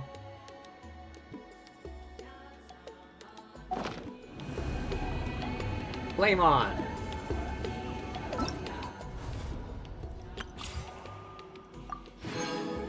6 of those? Oh man, that saved me a bit of time. I'll save this for another day. Maybe tomorrow, maybe not. Alright. Oh, go to challenge.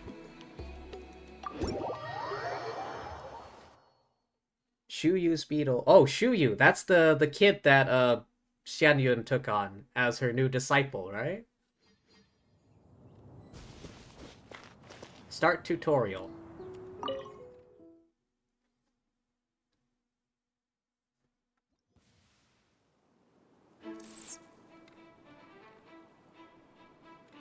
Oh, okay. Press D to move forward. Okay, press A to move back.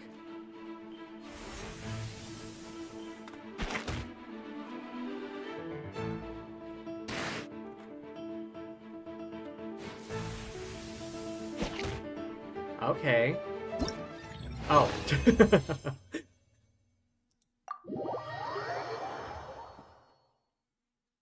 I see, I see. It's like the other ones, except you also have the ability to float.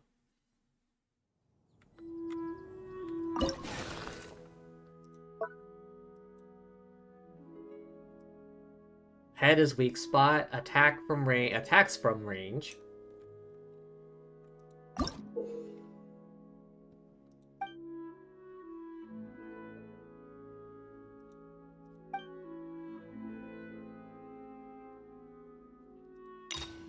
Alright, let's try this one. Let's see how well I do.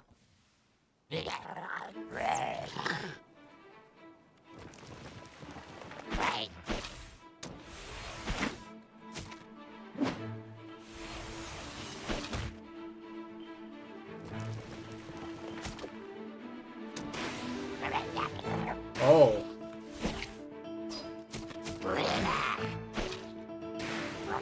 Oh, damn, I keep forgetting the controls already.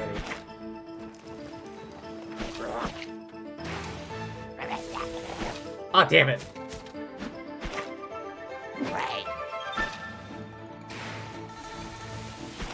Ah, damn it, my timing is off.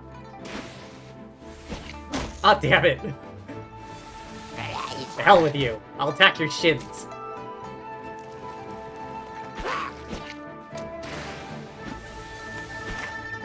Oh my god, again.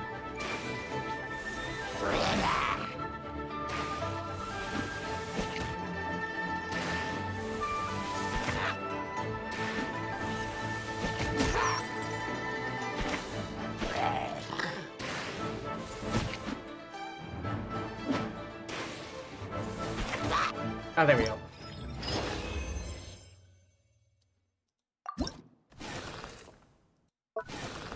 Head is weak spot.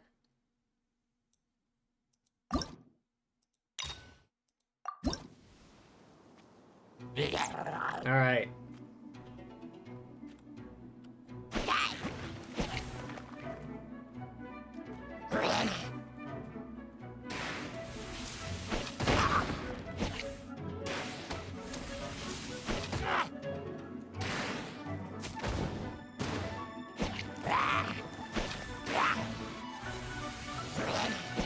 Ah, damn it. Oh. Sheer luck. Oh, okay.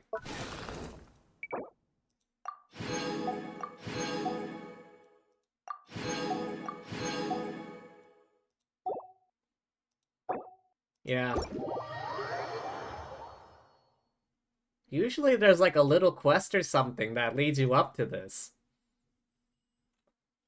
Did I miss that?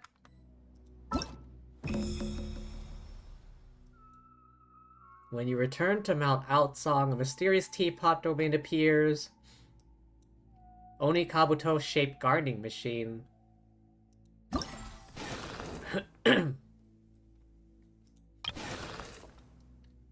Shuyu's baffling beetle battle bowl. Oh yeah, the little girl who's Cloud Retainer's new disciple. interact with the kids? Are they here? Oh, they're over there. I didn't see them.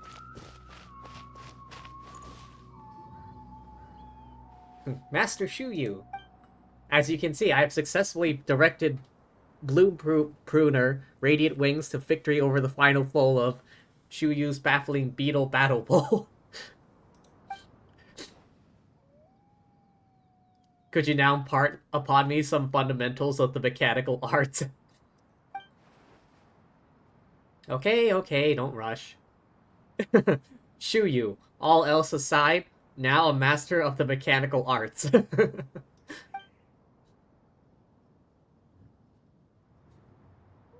You'll need a foundation in mathematics and engineering if you want to study the mechanical arts. Let me find you some textbooks and give you a couple more sets of test questions. Wait, is she actually a mechanical engineering genius now? Actually, hang on a moment. How did the beetle battle get named after me again? I've heard about the previous iterations of the event. Weren't they all named after your big bro Ito? That is how things used to be, yes, but considering the Oni King's personality, he'd likely say... Bloom Pruner's my nemesis, a foe I must defeat. Any tournament with my name on it has to have Crimson Staff take center stage. Besides, it was thanks to you that this mystical beetle battle trial could be implemented at all. Master Shuyu. Grandmaster Hanakato. Novice student of the mechanical art of beetle battle. I wouldn't call myself much more than a middleman, passing your requests onto Master Xianyun and Madam Ping. They're the ones you should be thanking. Of course, you don't have to send anything like that semi-automatic tea grinder. First, we wouldn't want you to break the bank for our sake. Second, neither Master Xianyun or Madam Ping really drinks much matcha in the first place. Understood. Next time, I'll be sure to select a gift that better suits Master of Masters, Xianyun, and Adeptus Ping.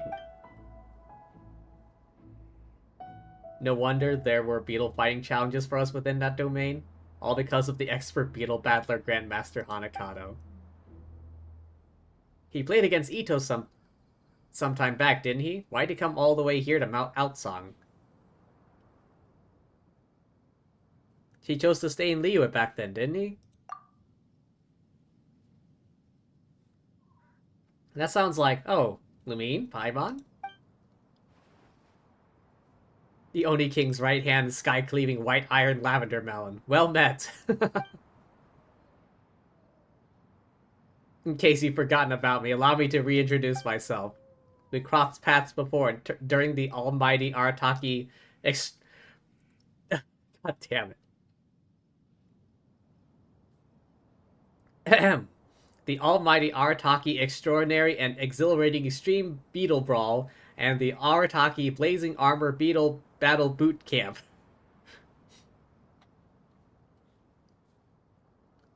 What's with Ito and his stupidly long event titles? It's like the glorious Arataki Drum-Along Festival, whatever the hell it was. You're one of Ito's subordinates. Paimon remembers too. We beat you during the first big beetle battle, and you became one of Ito's advisors after that.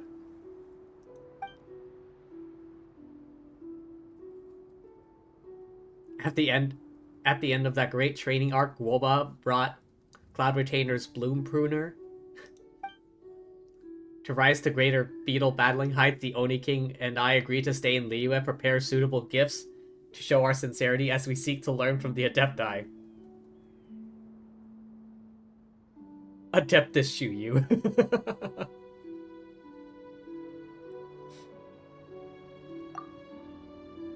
Nice, Adeptus Shuyu.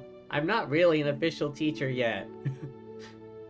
Grandmaster Hanakato insists on calling me that. Never mind being at the level of an Adeptus, I'm not even close to making half Adeptus. Just so happens, Master taught me some of the basic principles of mechanics recently. People of similar ages communicate better with one another. Teaching Grandmaster Hanakato will also help to reinforce my own learning.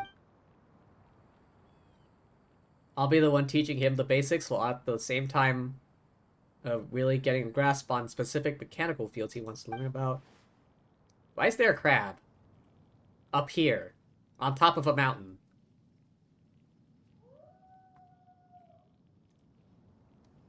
Specific fields of study. That Serenity pot like furnishing on the table. The Onikabuto trial. They're all related.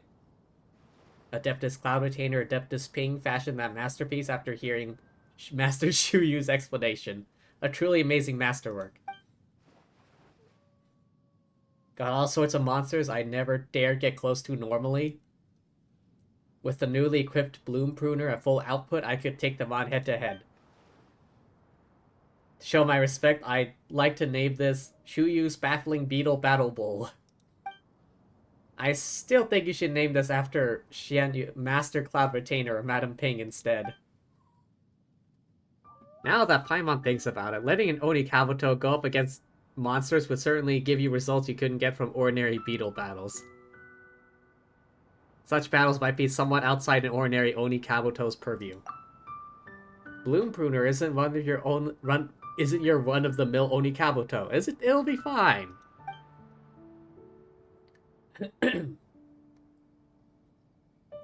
This is an annex of an Adeptal realm that masters split off to improve Bloom Pruner's gardening functions. Monsters inside are all targets created using Adeptal energy, act in set ways similar to those the creatures they're based on. Combat abilities aren't anywhere close to the originals. Bloom Pruner would struggle to deal with opponents that many times its size even at full power. They're just simulated? The point here is to familiarize you with the operating logic behind devices like Bloom Pruner. God damn, I'm like stumbling over that for some reason. In that sense, understanding its performance limits is also very important. Perhaps my beetle battling skills are the limiting factor here. The Oni King said so too. How can you talk about performance when you don't know the first thing about fighting? Good thing you're here, Oni King's right hand. Sky-cleaving white iron lavender melon. God damn it, Ito, why must you make these names so long? I'm sure I'll be able to see what Bloom Pruner can really do. I'm willing to pay for your services. For your part, you'll get to have more exciting battles. Never seen you in a beetle battle before? Now I'm getting curious. Let's do some fact-finding for Ito first.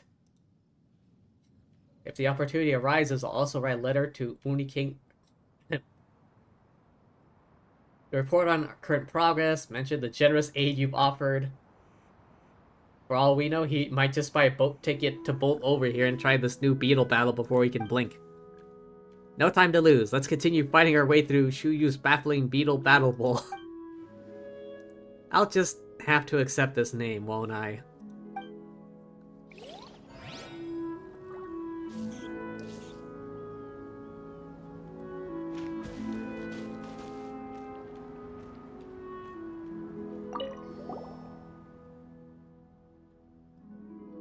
How do things fare, Oni King's right hand? How's Ito doing? I forgot to mention this. He's been writing letters to me. I say that, but the penmanship indicates that Shinobu was the one doing the actual writing. That bullchucker. He never changes, huh? In any case, I've been kept abreast of important events back in Inazuma. The iridescent Arataki Rockin' for Life tour de force of awesomeness. Oh, that thing! I remember that, kinda. That music festival was adapted into a light novel. Shinobu also included a limited edition commemorative copy in one of the letters. Postage fees alone cost a sizable fraction of the Arataki gang's budget. Do they even have a budget? The novel itself didn't sell well. It isn't famous either. I love the spirit of it. Master Shuyu passed the book onto Adeptus Cloud Retainer. I hear that she rated it as not lacking in passion, certainly. Once I stated the purpose of my visit, she made the connection with the novel. Only then, after some discussion with Ping, they created the Beetle Battle Bowl. Part of the inspiration for this beetle battle domain comes from that song Boltchucker sang? Precisely. Once I've mastered the mystical adeptal arts, I shall return to the Oni King side. Together we will organize an Artaki world-rocking beetle battle summit. Still working on the name, of course. We'll need the Oni King's personal touch to give it that sense of rhyme and rhythm. I'll do my best. Chuyu, how are you doing? Oh, wait a second. Ta-da! How are you, my disciple? I didn't know you two were so good at beetle battles. We didn't expect you to be a mechanical expert either. You're even teaching others now. You must have learned all kinds of skills. I wouldn't say so. I've just been learning the fundamentals. She doesn't live in seclusion anymore, nor does she intend to have me live that way. That's why she's taught me 2 sets of mechanical arts. One adeptal, the other mortal. I can make a good living for myself using normal mechanical arts, should I want to live in Liyue Harbor in the future. And that won't get in the way of the continued study of adeptal mechanical arts either. Makes a lot of sense. She really does think of everything, huh? Would you like to find a job, Shuyu? I don't know yet. I prefer to be at Master's side right now. If she needs moral, I'll help her make some. Paimon doesn't think she'd ever need moral. Even her smallest inventions could sell for crazy amounts. She's probably wealthier than a certain consultant we know. That's right, Zhongli is broke. That's why he spends all his time listening to the storytellers tell fanfics about him. He's an exception, there's no point talking common sense with him.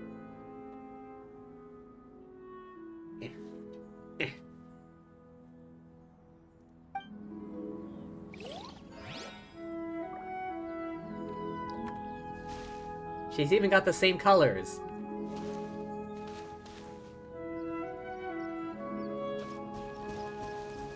Crap. Wait, is that a Geoculus? It says there's a Geoculus right here. Oh shit! Wait, what?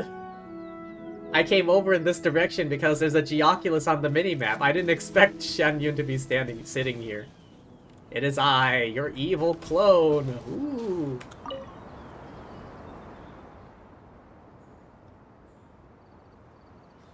Ah, it's you. Come, sit, enjoy some tea. Not often that we meet in this manner. So, about studying the mechanical arts. Has your interest been roused? We're just curious.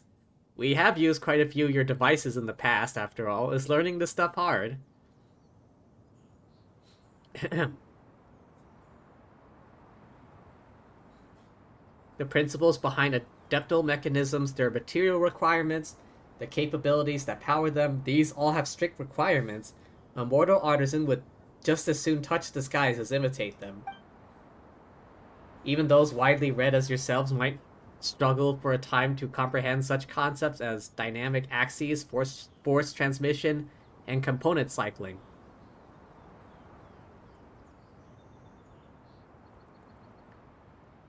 Those who don't make things certainly wouldn't be familiar with those ideas. You're scaring Paimon already. Everything about mechanism sounds super complicated. Do not fret, all have their specialties. One has never met a person who boasted true mastery in all matters. That said, on the manner of mechanical arts we were discussing, that young lad counts as an exception. He cannot use any adeptal powers, must first learn the principles of mortal artisanry. From there, build a foundation. Once he has, in latter days, built devices at the zenith of mortal ability, he might then install an adeptal power core into such a machine. He might be able to achieve what he seeks that way, one thinks. To master pure adeptal arts, unless one is a true prodigy, will surely take 100 years at the very least. Even the mastery of mortal machines, coupled with an adeptal power core, will only result in his ideal device being constructed after 3 to 5 decades of dedicated study. That long? Even studying every single day? Only those willing to meditate on their studies in silence shall comprehend the truth. Not that one could imagine the two of you sitting still in a classroom poring over textbooks day in, day out. I still prefer traveling and adventuring. Still a ton of places out there waiting for us to explore them. We'll leave the making of complicated machines to the people with the talent and patience. Let's just hope Grandmaster Hanakado's a real genius. Wouldn't want him to be a white-haired old man by the time he finishes learning the mechanical arts. Isn't Ito's hair already white already?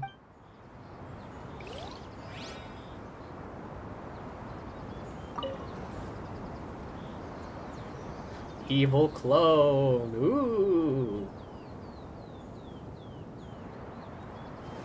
Okay.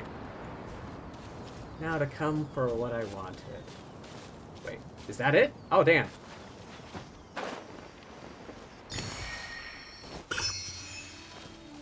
Yay. By sheer coincidence. If I hadn't seen the Geoculus on the minimap, I would not have headed in this direction. Yeah, I don't think you can see her from down here.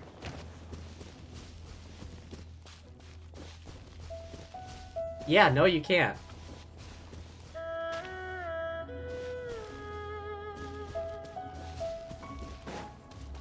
It's not until you, like... Actually, yeah. It's not until you actually climb over this rock, like right here, that you see her head poking up. Oh, gonna call it a night, see you tomorrow? Alright. Thanks for stopping by, Michael. Hope you had fun. I know I did. On that note, though, I think I might, finish up here as well. I've done all I wanted to do today. Beat boss opponents 10 times. Oh yeah, that one poor boss who I kept beating up over and over again.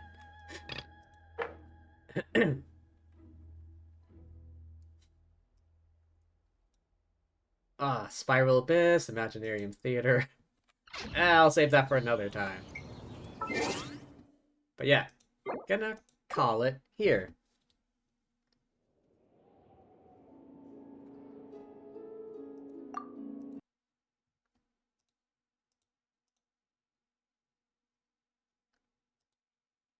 Alrighty then. Like I said, calling it here. Thank you everyone for stopping by. Hope y'all had fun. I know I did.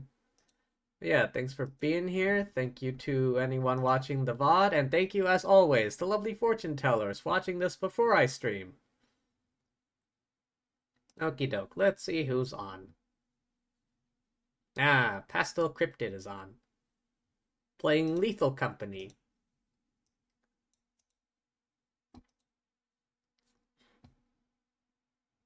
Alright, let's get that raid ready.